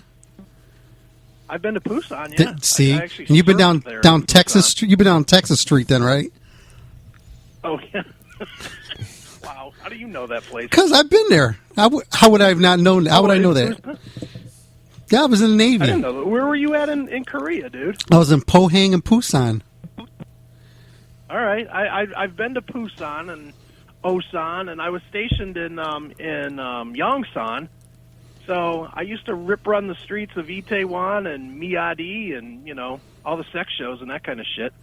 So what you're saying is you and Dom could be ladyboy Peter-in-laws. It might be related. Yeah, you guys we could take turns trading the dress and fucking each other in the ass. It's all good. We probably you guys swap would look, DNA. You guys would look like two shaved polar bears wrestling. They were enjoying the cream of some young guy. Yes. Dom will be the one with only 1 foot because his diabetes is taking one very soon. No, that's good. That's healing up. Like it's like Ghost Rider 3 instead of signing the deal with the Mephistopheles or however you say his name for his soul. It's for Dom's foot. And they're coming for it, and he's trying to ride away on a tricycle. You gotta go, man. And his daughter's like, "Get off of my tricycle! It's mine." Whatever, you can buy another foot. Hey, I know this is a real interesting question. This is the real one question I called for. Aside from, I wanted to say, do you really like Ron Keel? But I had a real question before that. Where are you going to be doing your book signings? There's actually talk about doing an actual reading and a Q&A in March. One in Cleveland and one in Akron, actually. And it's really going to be based on, we're working to get with a couple of charities to actually co-sponsor this stuff. But it's actually going to happen probably in March. So Not sure of the locations yet. It's really up to. I got a publicist guy that deals with all that shit. I'm just kind of along for the ride. Mm-hmm. So when Disney makes your book into a movie, would you prefer Tom Cruise, Brad Pitt, or Gerard Butler to play you? That's a good one. At Gerard Butler. That's a good question. Gerard Butler. Yeah. I want Gerard Depardieu. He likes him young. Oh, that's right. He does. He did get in trouble for that. Yeah, of course. I forgot about that. So you would rather the ghost of Chris Farley. You would the ghost of Chris Farley. Dude, I think there was a ghost in my bed last night. I think there was a ghost of a fat man who ate chili in my bed, or my dog just had really bad gas. I'm not sure which one it was. Combination of the both. Yeah. So is there the book signings? What do you have specific charities in mind, or are you just reaching out to see who what the best charity to be involved with? I don't know what they're working with.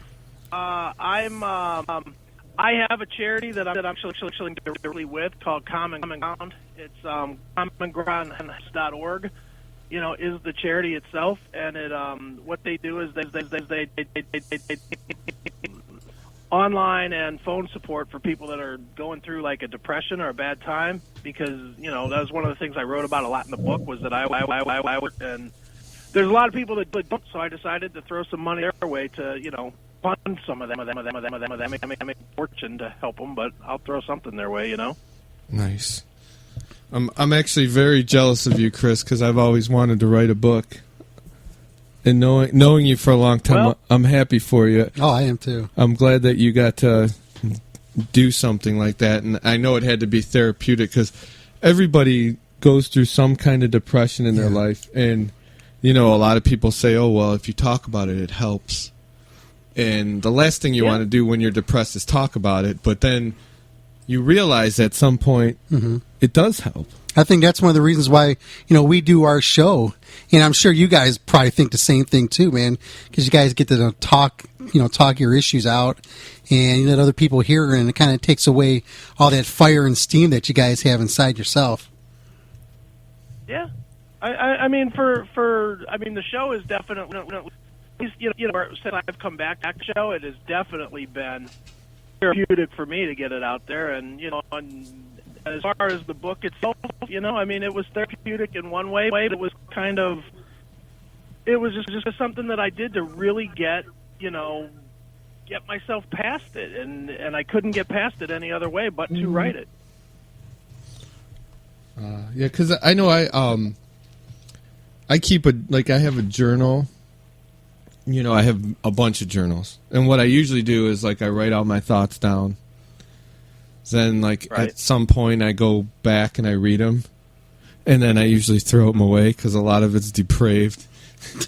And you don't want nobody to see that. And I have one that I held on to from when I was in a very low point in my life, real depressed, and was that pre-op? No, I'm always pre-op. I can't afford to get the surgery, so I'm still pre-op. But I'll read some of it, and writing it down, I'm like, wow, I can't believe that. I was at that point in my life at some point. Do you ever, when you were reading this and proofreading it and editing, did you go back to all this and be like, oh my God, I can't believe that this is what I was going through at that point? Oh yeah, man, dude. There's chapters in that book that I can't read now. There's, I wrote a lot in the book about, in the middle of this year that I was going through with the divorce and everything. My dad also died, and I wrote in detail about that, about him dying and my depression. The combination of the divorce and that and everything else. And when I was trying to edit it, when I was going through the editing phase and whatnot, I couldn't read it at all. I literally had to have other people edit it for me because I would start to read it and it would put me in such a fucking bad headspace that the vodka bottle came out and halfway emptied out every time I tried to read it. So, there's definitely a lot of it. I mean, it's one of those books for me. It's not a happy book. I mean, the ending is okay. But it's something I don't think I'm ever gonna, casually sit around on my couch and say, "Oh yeah, I remember that. That was fun." It's one of those things that I wrote personally to get it out there, and now it's out there. And where most people say that they want to close a chapter of their life, I can actually do it, and I'll leave it at that. Nice, yeah, because I know I saw you a couple times, and I saw you in the summer, and you did seem a little bit drunk. Was that Rockin' the Range? Yes. You're pretty. That might have been the Range. I was definitely a little bit hammered. I think we've known each other a good 17 years or so. I think that's probably by far a while, dude. Probably by far the drunkest I've ever seen you. And what do you? Was it Rock on the Range? Yes. Really? Yes. He don't even remember it. So what did? But this book is all about your trauma. But does any of it compare to the traumatic experience of meeting Dominic? Oh, dude, you know what? Some things have to not be written. I mean, some things just can't. That's like writing a horror movie on top of a horror movie. That's like writing all 5 episodes of Saw, just in one single blast of evil. You can't do it. That's true. Well, I don't think they really spent much time writing the second Saw movie because they hurried up and rushed it up. How much time would you spend writing about Dom? That's true. I would write extensively about him. That's good. That's good. I would document the farewell to the Foot tour. Yeah, they already wrote that movie, didn't they? My Left Foot. I didn't watch. That was a different kind of artist. Dom's more of an verbal artiste. I think. I'm just guessing. I'm just throwing big words out because I'm on the phone with an author. It is. He is. Oh, stop. I think world renowned. I think that they should make a play out of this. Your book, like a Broadway musical. That's a great musical. And what musical accompaniment would I use? Well, you can start with that Ron Keel song. I knew you were going to say that. Maybe a little Kids of Woodley High. Maybe some Kids of Woodley High. Maybe Yeah, why are you bashing on the Keel stuff so bad? I like Keel. I didn't like it. It's okay. Hey, you know what? I don't like vegetables. Some people are vegetarians. It's okay. Yeah, I mean, that's true. Some people like wheelchairs. I have very questionable musical taste myself, so I just don't like it. I didn't like Right to Rock. I didn't like his hair metal days. Did you like his country shit? Fair enough. I didn't like I don't like any country music. Fair enough. I mean, look, you don't have to like it because I do. That's right. Well, but actually, I think there should be an original score made for your Little Victories. Yep. Little Victories, the musical. They can have like Munchkins play it. No, come on. Don't make a mockery of this, Dom. I'm sorry. We're gonna get songs from like Lick the Blade. We'll do an original song. We'll even get Dominic to write. Spider. We'll get Dom to write an original song for you. They throw Morning Wagon. And no, nobody will I come want in. Morning Wagon to do the soundtrack, the whole thing. The whole soundtrack. We'll do it. There you go. We'll do it for a signed copy of your book. And an invitation to the red carpet when Gerard Depardieu plays Chris Aiken in the Disney made for... Well, no, it's not going to be made for TV. This is a big screen. Yeah. Mm-hmm. Do we want Disney or Pixar? All the marbles, man. Pixar. Want Pixar in there. No, Pixar. Pixar, yeah, because they got more. Or do we want a live-action movie? You want Arnold in there, too? No, he's got saggy tits now. Mm-hmm. And some firm All right, young guys, kids we like... got to get rolling here. But Why, you guys ain't doing nothing. What you guys got? What you guys got planned? Yeah, don't be trying to throw us off. We got an interview calling in. Oh, who's the big interview? Mark Bowles. Who? Oh, come on. What's he got going on? Who's that? He was Ring of Fire. What? Ring of Fire. New band. I had the Ring of Fire today. For real. And I didn't even eat anything spicy like in, I don't know, a couple weeks. I had the brown Ring of Doom. Mark's a good guy, man. So, hey, Chris, before you go, tell everybody where they can find your book and order it or buy it. And by everybody, I mean like our 3 listeners. All right. Well, the first best place to go is my book website, which is chrisaikenbooks.com. Or if you want to get it at a discounted price, the best place to go is meatspin.com. That's where it's on special there. 2 for 1 special there. Meatspin. That's the best place. That's awesome. Congratulations, Chris. I'm glad that you're out of this horrible depression. Where'd Neely go? Why is he hiding on us? Because this isn't about me. It's about Chris and his book. Well, maybe you should write a fucking book, you lazy bastard. It's in the planning stages, my friend. I'm writing one. It's called I Like to Poop, and it's going to have all the places I've pooped. It's going to make War and Peace look like a pamphlet. Neely. Yes. Can you do me a quick favor? And do I owe you a favor? No. I need to know. No, can you do a promo ID for us? Just say your name, your band Steel Piston, and say you listen to Maximum Threshold and throw some crazy at the end of it? Something crazy. Come on, Neely. Okay, I got it. Hey, this is Neely of Steel Piston, and you're listening to Maximum Threshold Radio. These 2 guys are assholes. That's right. That's perfect. That is right. All right, everybody, go get Chris's book or buy the not the audio book, the digital book or whatever they call it, e-reader. I don't know. E-book. That's right. And check them out at theclassicmetalshow.com. That's right. And go buy Ron Keel's new album. Yeah. And you guys buy yourself a you guys need a compressor in your studio. Yeah, we do. We need more than that. I got one. I'm looking right now. I got an Alexis 3630 compressor. Guess it ain't working. Is it plugged in? Yeah, I'm looking. The lights are going. Yep. Huh. You need a limiter compressor in your studio there. That wide open mic thing, too much ambient noise. Oh yeah, they're cheap mics. I know I can hear myself breathing because my nose is a little stuffy and I got a big Jewish nose. Dude, I can smell a quarter from 3 miles away. Yes, you can. All right, boys. Thank you. Good night. I'm leaving on a good one. Have a good one. See you, boys. Bye. There you go. There you go. And I actually had their chat room open on the laptop over here just to see what their people was saying. They're like, what a bunch of fucking talented individuals. No, they loved it. They're like, those guys are awesome.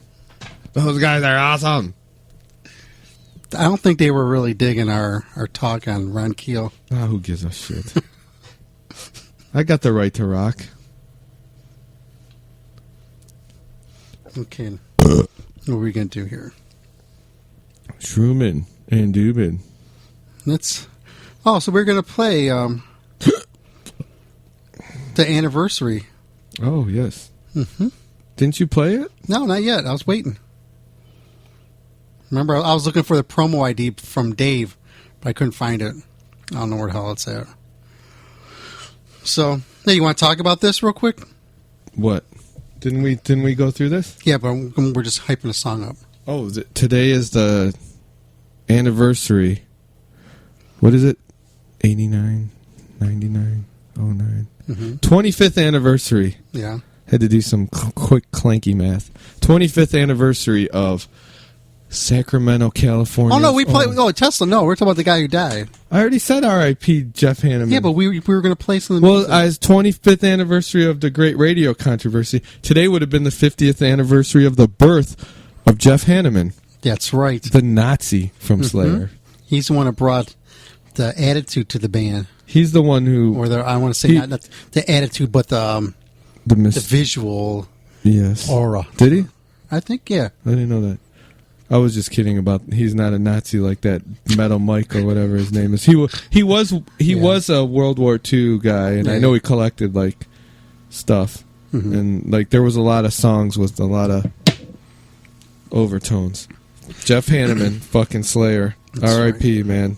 Somehow, like I said before, this is not a fair world. Scott Stapp still terrorizes our eardrums. Jeff Hanneman's gone. Trade him. Dom's got Bieber fever, by the way. That's right.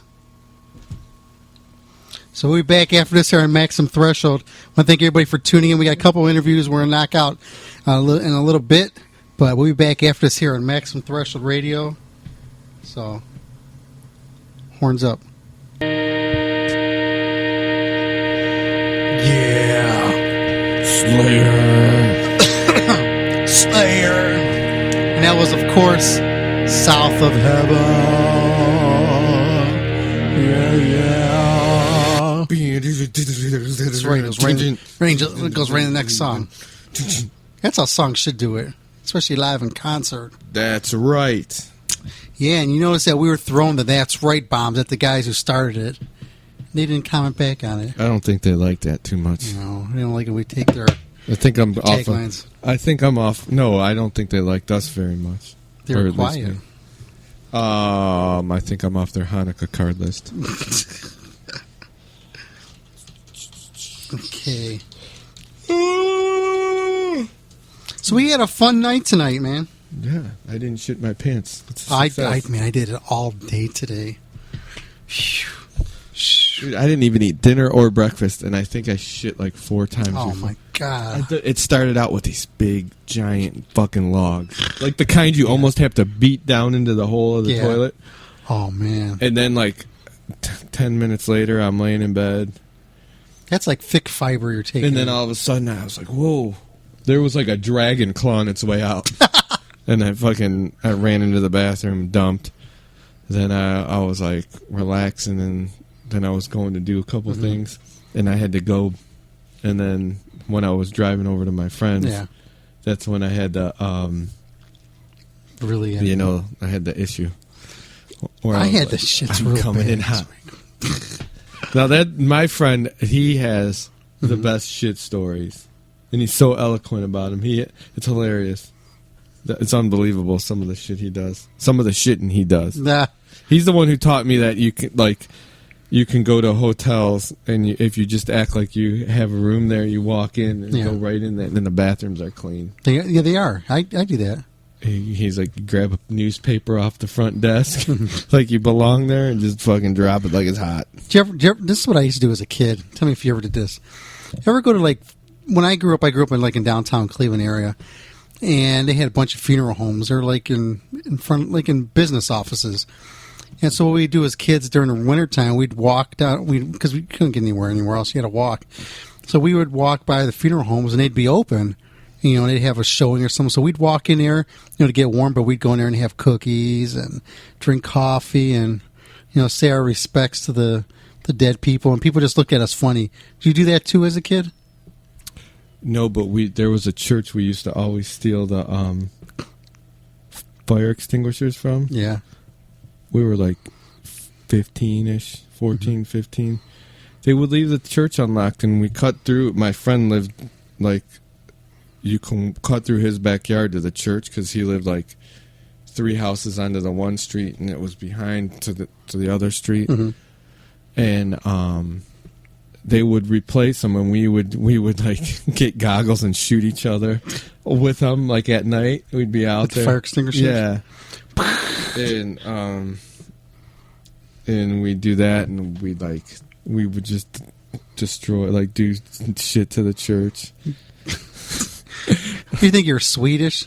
No, like, we wouldn't, like, fucking burn it or anything.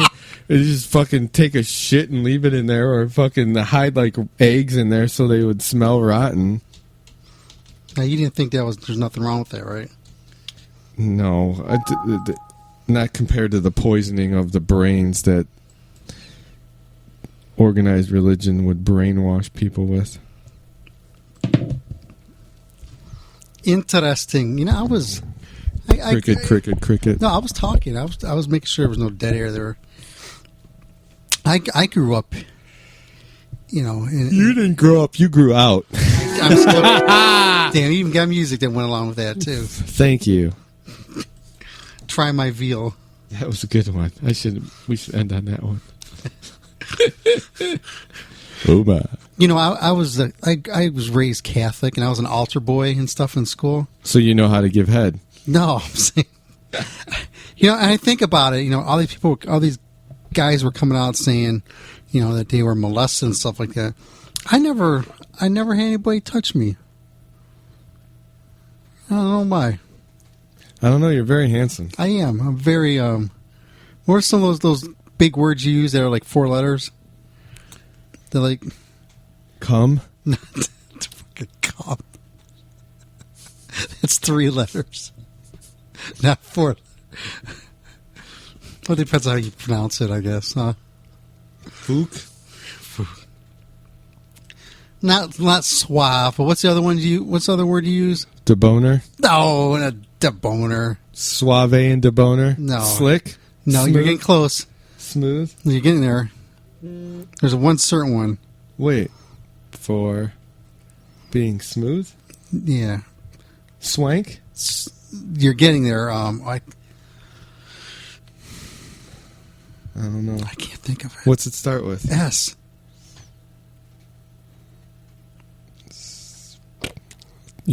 I'm looking very like I'm dressed up and stuff like that. That's suave. No, not suave. That's too suave. Easy. No. Don't be adding a yay at the end of it. Svelte? No, that's when you're big and you lose some weight. You're looking svelte. Maybe that's swank. I don't know. Oh, people saying they want to touch me. Oh, it's a guy. Let's see here. What do you want to do? I don't know. I want to rock.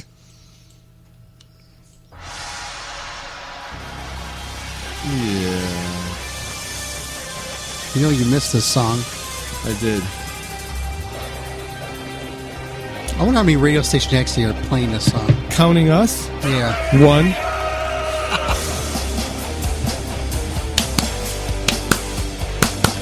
I can see people dancing this.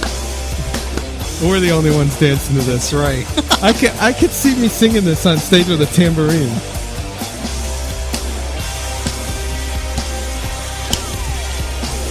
Uranium. And I fucked a guy. These guys were so happy when I told them, yeah, we're playing your stuff on our show.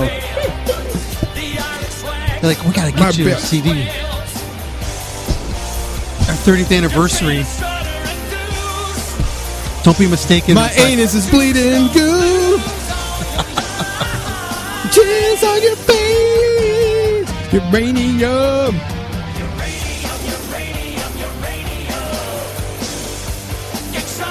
Toxic.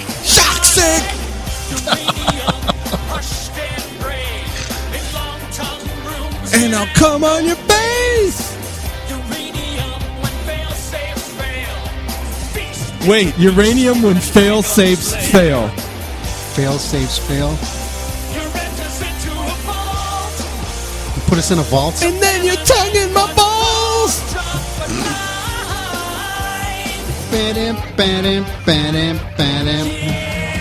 Yeah. That rocks, man. There you go. Chronic, bionic.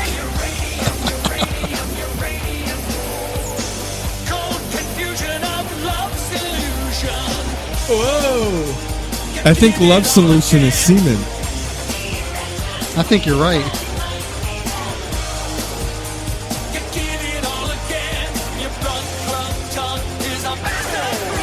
Solo. Ooh, what's that? Do I hear a cowbell? Yep. I never noticed that. I don't think you ever made it this far in the song.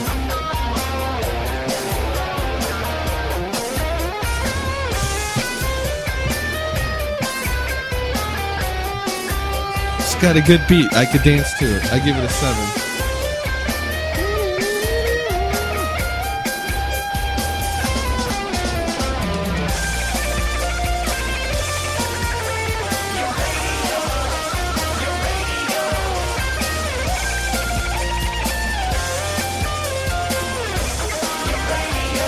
Ooh, cool riff.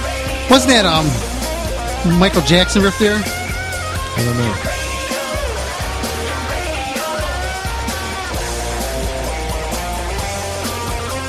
Uranium.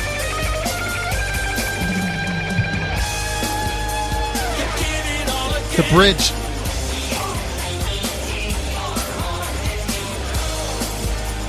This is. I think that this is the farthest we've heard.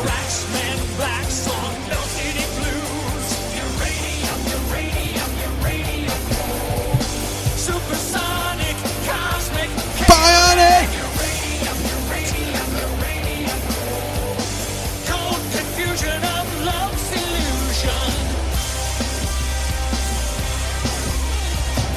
A lot of pick drags or whatever you call it. Yeah. Kung Fu grip on your meat whistle. Did he really say Kung Fu grip? Yes. I thought I just heard things.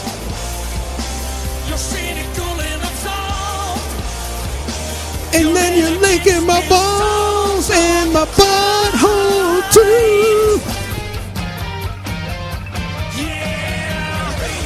Yeah. You need to make that your ringtone. Yeah.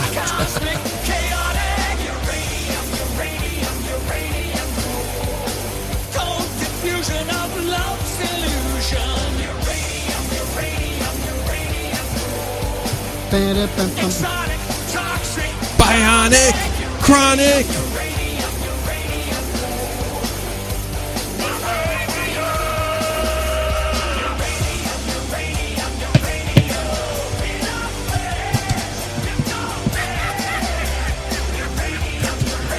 That's a good laugh.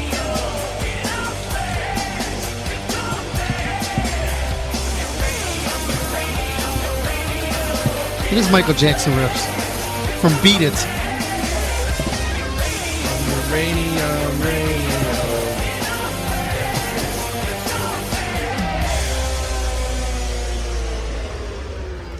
And that was, of course, Nitro. Nitro.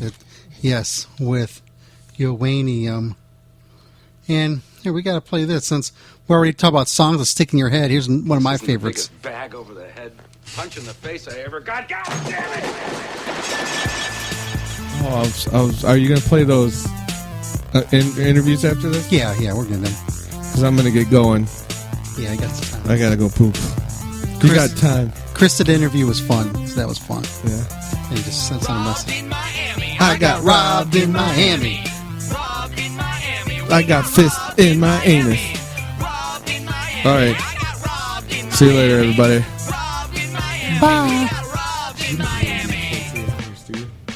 Some people just don't care about hospitality.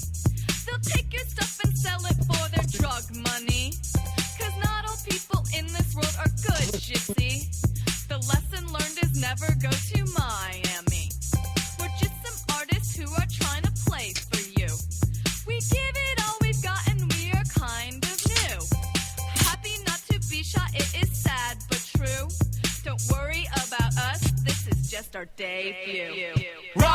Miami. I got robbed in Miami. Robbed in Miami. We got robbed in Miami. Robbed in Miami. I got robbed in Miami. Robbed in Miami. We got robbed in Miami.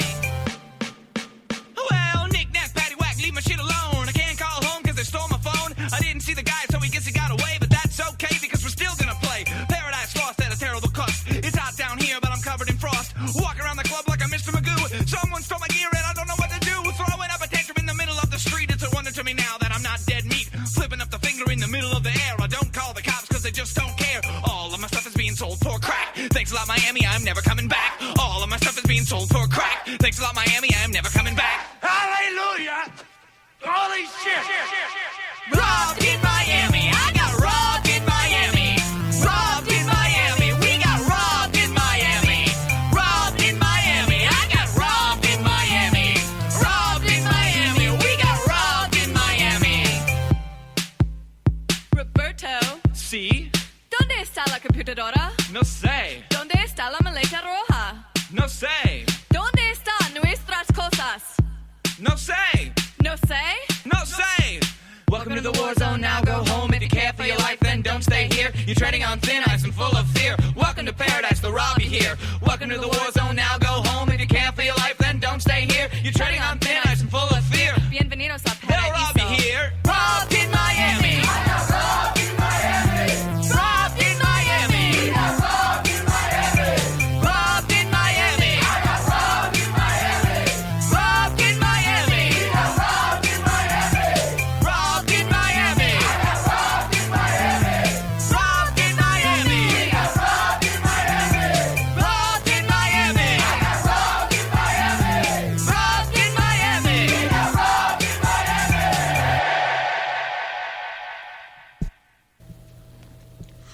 And there you go. That was Before Dawn with Robbed in Miami. One of the Maximum Threshold's greatest tracks ever released to the massive masses. What we're going to do here, we're going to take a break here, knock out a couple commercials, come back with an interview with Desert Dragon, and then we got an interview here with Reverie.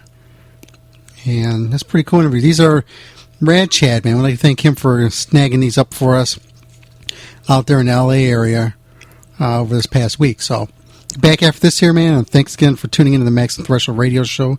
Horns up. Donate to the Maximum Threshold Radio Show and Network today. Just click the PayPal button and know that everything you donate will go directly to the production of the programming and network. Thank you. You can now hear the Maximum Threshold Radio Show on Stitcher Radio.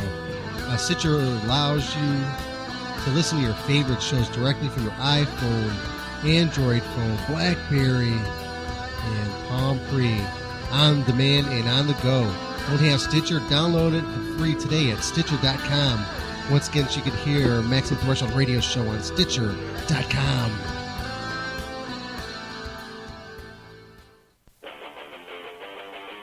Hey, these guys over here at Maximum Threshold, man, they're so metal, their taint is rusty.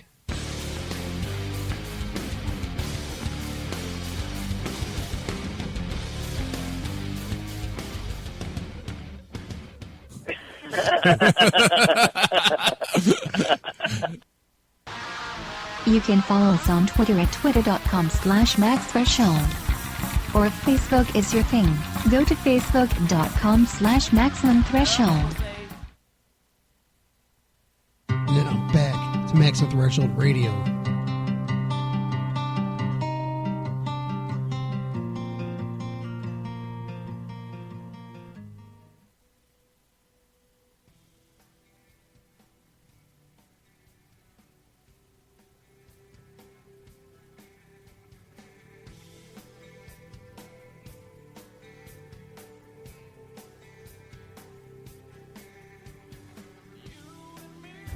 What's up, Metal Maniacs? It's Rad Chad from Maximum Threshold. With me, I'm in Agoura Hills, California with Desert Dragon. Hey, guys, what's up? What's happening? What up? Hey, you guys got to introduce myself because I can't remember crap right now, so you guys got to introduce yourself. Hi, I'm Greg Patton. I'm one of the guitar players. Ross Pacharka, lead vocals. I'm Chago. I'm a guitar player, too. No clue what he just said. But he was going. Daniele De Cario, keyboard and bass. Oh, sorry, keyboard and bass. Yeah. Rick Brandt, bass. Bass player? Yep. Okay. And that's the our drummer. Drummer over there. Let's get a quick. He's warming up right now, ladies and gentlemen. He's warming up right now. Nick, and I am obviously the drummer. Awesome. Dude, I am so blown away by your music, man. You know, even though I cut a lot of my genre is metal, but you guys got a lot of going on, man. So tell me, man, what is up with you guys? Those that are not familiar with you guys, tell me what's going on with you. What's your scene? What you like? What you from? What planet you from, man? It's a lot of questions, man. Let's start. Trust me, there will be questions. Musicians. Well, you know, it's just about putting a big fat groove out there, and people hopefully like our groove, and just make some good music. Yeah, every time we go in the studio, we never know what they're gonna do, man. And then we start jam together for 1 hour, and then something comes out, and then we start, wow, that sounds good. Let's record a song, and everything is natural in the band. I noticed you guys got a lot of influences from your music. Just what I've listened. What's your influences? I mean, I know you guys. It goes on, man. What's your influences, man? My influence is from rock prog, and also rock. I know it's a cliche question, but who do you guys like, man? Who do you guys follow? Who do you guys think you? I know it sucks, man, but we love sound from Pink Floyd, or Rush? Led Zeppelin, some kind of this. Yeah. Wow. Anything blues, jazz, rock, man, we just kind of mix it all together in a big melting pot. It's like America of music. Like we're just brewing, you just throw it in a pot, man, and just mix it in, man. It comes of it, yeah. Wow, man! Like I said, I'm just blown away, man. Hey, where can they find your music at, man? It's the website, right? Desert Dragon Music. .info. DesertDragon.info, yeah. Wow. And any Facebook, anything other than just that website? Yeah, you're on Facebook and all that. Facebook, we're on Reverb Nation. What else are we on? YouTube. Everything. Everything you can think of. I know this guy's the wild man of the band. Okay, all right. Here's a question. Here's a question that nobody would ask, man. Who is the likely one out of the band that sleep with a transvestite?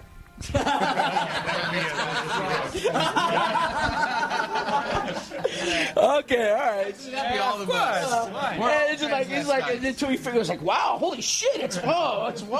Okay, well, and then he says, fuck it, I'm gonna go with it.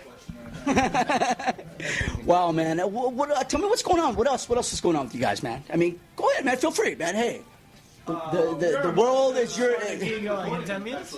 Yeah. Pardon me? We've been doing a lot of recording lately. So now, working on new material. Do you guys got an album out right now, right? Or is it just a sample? There's or an album, and then there's a 4-song or a 3-song EP on top of that. So there's a bunch of stuff outside. So shit. Can I say shit? It's come on, man. It's Cleveland. It's Cleveland rocks. Come on, man. There's a bunch of shit out there. There's 2 CDs, an EP and an album, and then we got a follow-up album coming hopefully soon. Awesome, man.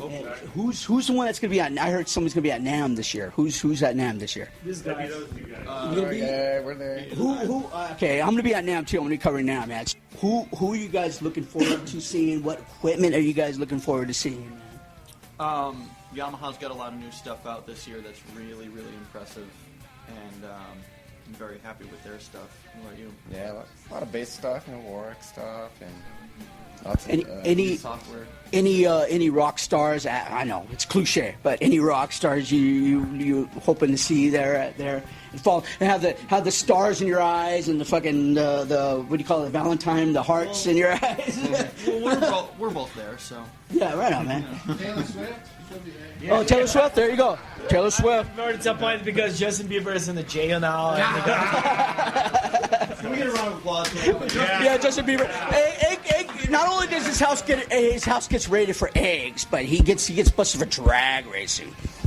No. Now on a serious note, what do you think about rock, man? What happened to rock? Let's be honest. Rock's kind of fallen off. Rock is something that grows, in your life since you're a little kid, grows. And just keep this. It just grows. No, do you think? No, let's be serious. I know. Let's be serious. Sorry. what happened to the scene? Is it you think pop is taking over the rock scene? You talk about social media and It doesn't everything. exist, man. Like, you can't destroy a genre of music with a different genre of music. Every genre of music, like especially in rock and roll, everybody's are like loyal for rock and roll. You can't like, okay, now I'm pop, now I'm rock, now I'm salsa. But I'm saying as you think rock's falling off. That's my question to you. What do you think? I think it has a little bit, but I think hopefully we're here to bring it back. Yeah, it's just Bring it back to life. Bring it like what do you think? Come on. I don't think it's falling off. I see the steam coming from around. You want to? It hasn't fallen off. No. It hasn't fallen off. It may be because of social media. Yeah. You got what was it? The American Idol, which I call American karaoke. Sorry for asking, but like you're doing an interview, but who told you that? Nobody. I just throwing questions at you, man. You gotta speak your mind. Until the apocalypse. You gotta be free. Until the apocalypse, the rock and roll you exist. You're never gonna die now. You know. But you don't still in your opinion you don't think it has taken a little dip. No, of course not. Go on the Best Buys here, and if you're gonna buy CDs, you're gonna see only. Oh, trust me. By the way, I don't buy CDs. I buy albums. Nice. I have vinyl. No, I'm sorry. I'm teasing. Go ahead. No, speak your mind, brother.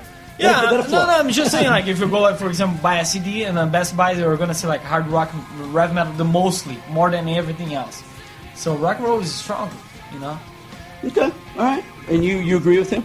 Oh, yeah. I mean, it's never going to die, and that's we're here to keep it strong. Yeah. Awesome.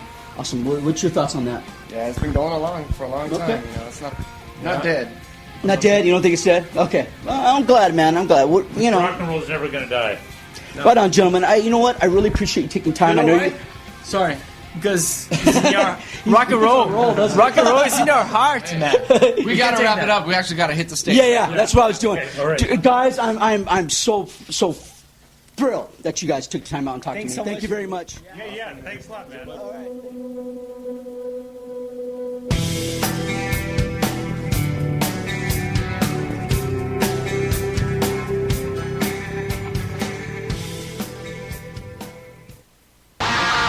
You can follow us on Twitter at twitter.com/MaxThreshold. Or if Facebook is your thing, go to facebook.com/MaximumThreshold. Hey, these guys over here at Maximum Threshold, man, they're so metal, their taint is rusty.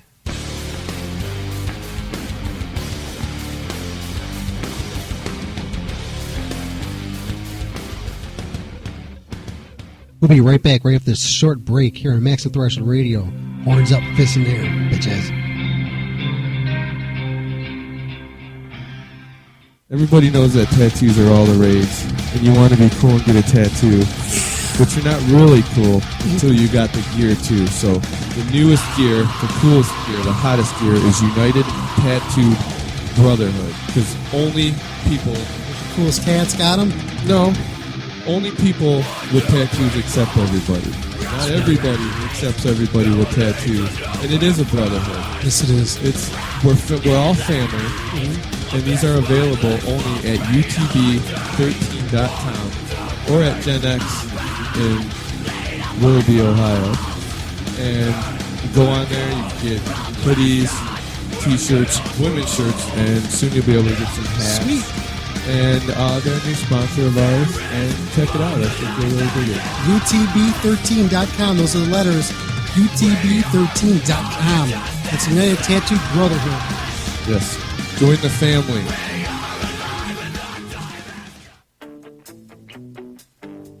Missed the live show? Go to StitcherRadio.com and search Maximum Threshold and listen in today. That's Maximum Threshold and Stitcher Radio. A match made in heaven.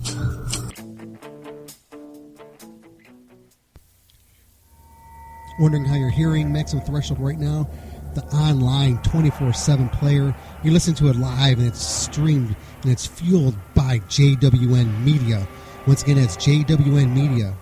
Check them out if you're looking. JWN Media has reasonable prices for shoutcast feeds. So if you have yourself a show and you want to get on the air, you can do so. You have your music, you want to play it on your website 24/7, you can do that. at JWN Media. They'll take care of all your online needs. Once again, it's jwnmedia.com. Tell me you heard about this.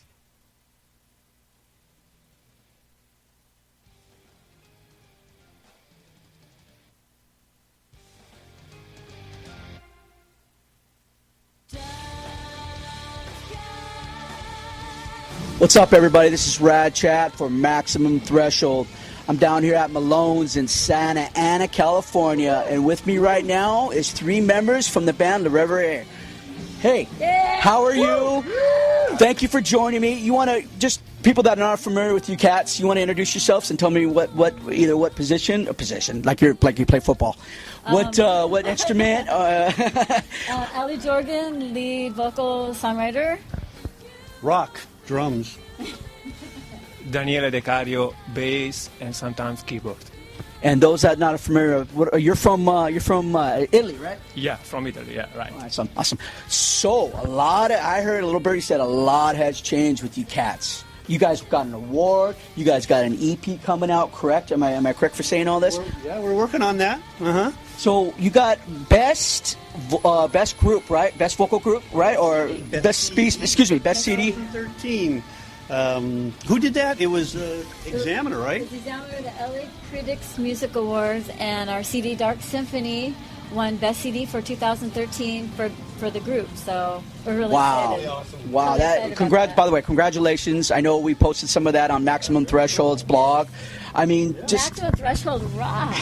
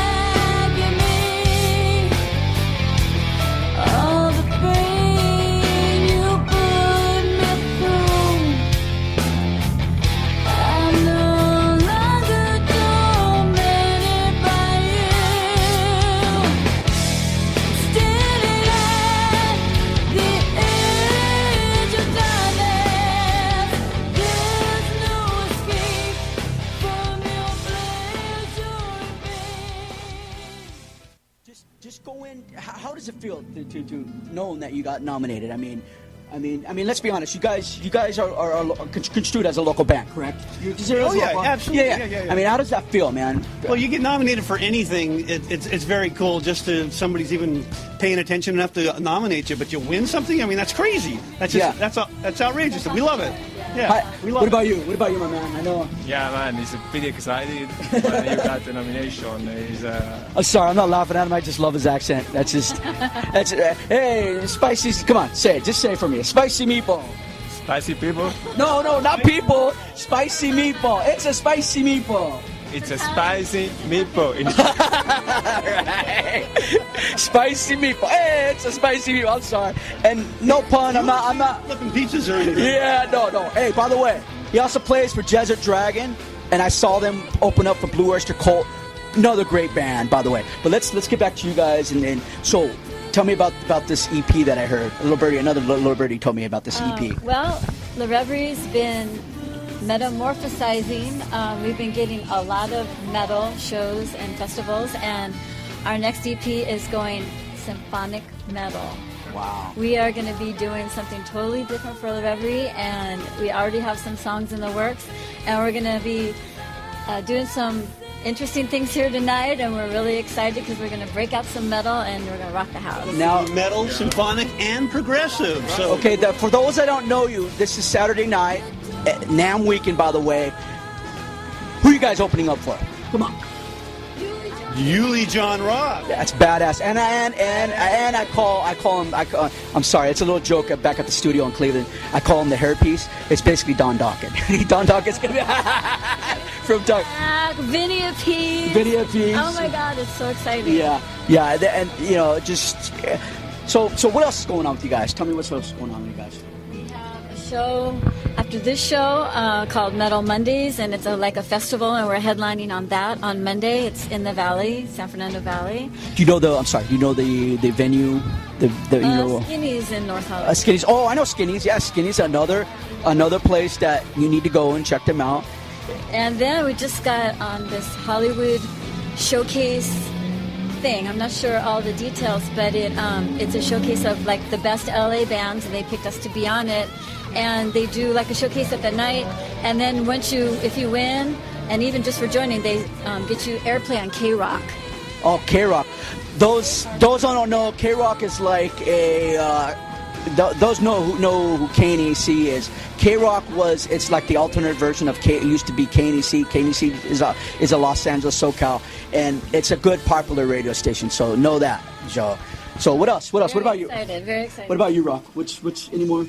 Well, we're just working on writing and getting ready to do, some pre-production so we can get this EP out and going because, we're really excited to, burn up some new music. When do you anticipate this EP coming out? When do you think it's going to drop? It'll hit before summer, Yeah. Summer. But what's that? Maybe late summer. Summer's always a good. Well, you shoot for summer, but if it goes late summer, hey, you know what happens when it comes summertime? You kind of, get into the vibe of summer, Exactly. That's awesome, man. I'm very proud of you guys. I've covered you guys plenty of times. I think you guys are great. I'm looking for more. I'm looking forward to this harder rocking band, right? Am I correct for saying that? Oh yeah. No disrespect to you guys. I mean, you guys were, let's be honest. You guys were gothic, right? A little gothic, little slower. Correct? Am I saying this? Progressive goth, but now we're going to hit it with a metal hammer. Wow. No one's ever seen him do double bass drums before. Tonight's the night. Oh, which I'm definitely looking for. He's going for speed metal. And this guy's going to be hanging from the raptors, going up and down, banging your head. We're so excited. Awesome. Let's plug your guys' sites, man. Where can they find your music, information, all that good stuff? Twitter, all that stuff. Sorry, I said Twitter word. Sorry. Oops. Hey, I've called it that a couple times myself. Social media. I'm sorry. Social media. Is the porthole. It's like www.lereverie. It's LEREVERIE.com. And you go there, and that's got our Facebook link, our Twitter link, our MySpace, all the links to get our CD, Dark Symphony, all the news that's going on with us. Awesome. Oh, and the other thing that we forgot to tell you, we just got a Japanese record deal. Oh, no kidding. Are you kidding me? Why didn't you? Hello? Ding, ding, ding. Hello, McFly. We got signed by a record label in the UK called Leaders Records, and they have a sister label in Japan, and they want to re-release Dark Symphony, and we have our artist, and she did all this incredible anime art for the book for the new release. It will only be in Japan, and I think it's expected out late summer. That's so rad. I'm so proud of you guys. Excited. I'm so proud. And know this. And again, not to take anything. These guys are a local band. Understand this. And local band, I think that's the heart of all these big famous bands. Like I'm at NAMM today, and I see all these famous rock. If it wasn't for these local bands, I mean, let's be honest, we wouldn't have all these rock stars roaming around. You know what I mean? I think the local bands are the meat and potatoes. So know that. So that's awesome, man. I'm proud. So let me one more question before we time off here. So do I see an Asian tour coming up with you guys? That's the goal. I mean, it comes out in Japan, and then hopefully we go support it over there. So, and we do it in awesome. Tokyo, whatever the circuit is. Yeah, it's basically just you're probably going to hit all the Asian countries over there, which is badass. Yeah, we're excited. So awesome. So before we time out, anything you want to just mention one more time before we get out of here? I'm looking forward to some sake. What about you, my man? And no spicy meatballs for you. I'm looking for the performance that we are doing, I guess, in 30 minutes. Yeah. Okay. All right. Well, no clue. I'm sorry. Again, no disrespect. No clue what he just said, but you figured it out. Stage in about 30 minutes. 30 minutes. Again, opening up for Yuli John Roth. Now that, to me, is a good person to open up for. Hey, just to let you know, this is Rad Chad from Maximum Threshold, and you need to keep watching and listening. Horns up, bitches.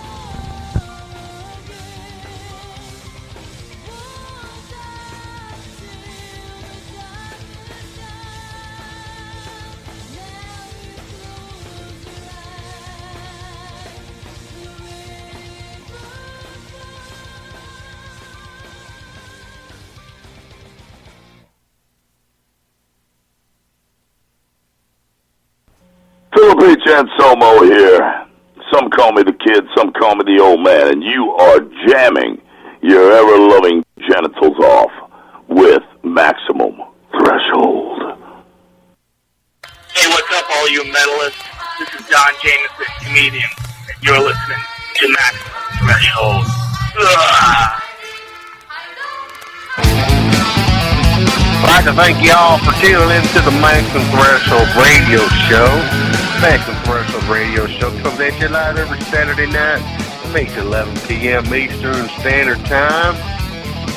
Not only here on MaximumThreshold.net, but also on all of its other lovely affiliates. So however you get a chance to check out Maximum Threshold, we'd greatly appreciate you listening to the show and the program.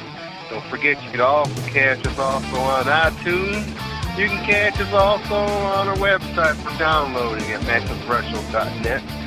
There's many different ways you can catch the Maximum Threshold radio show for downloading.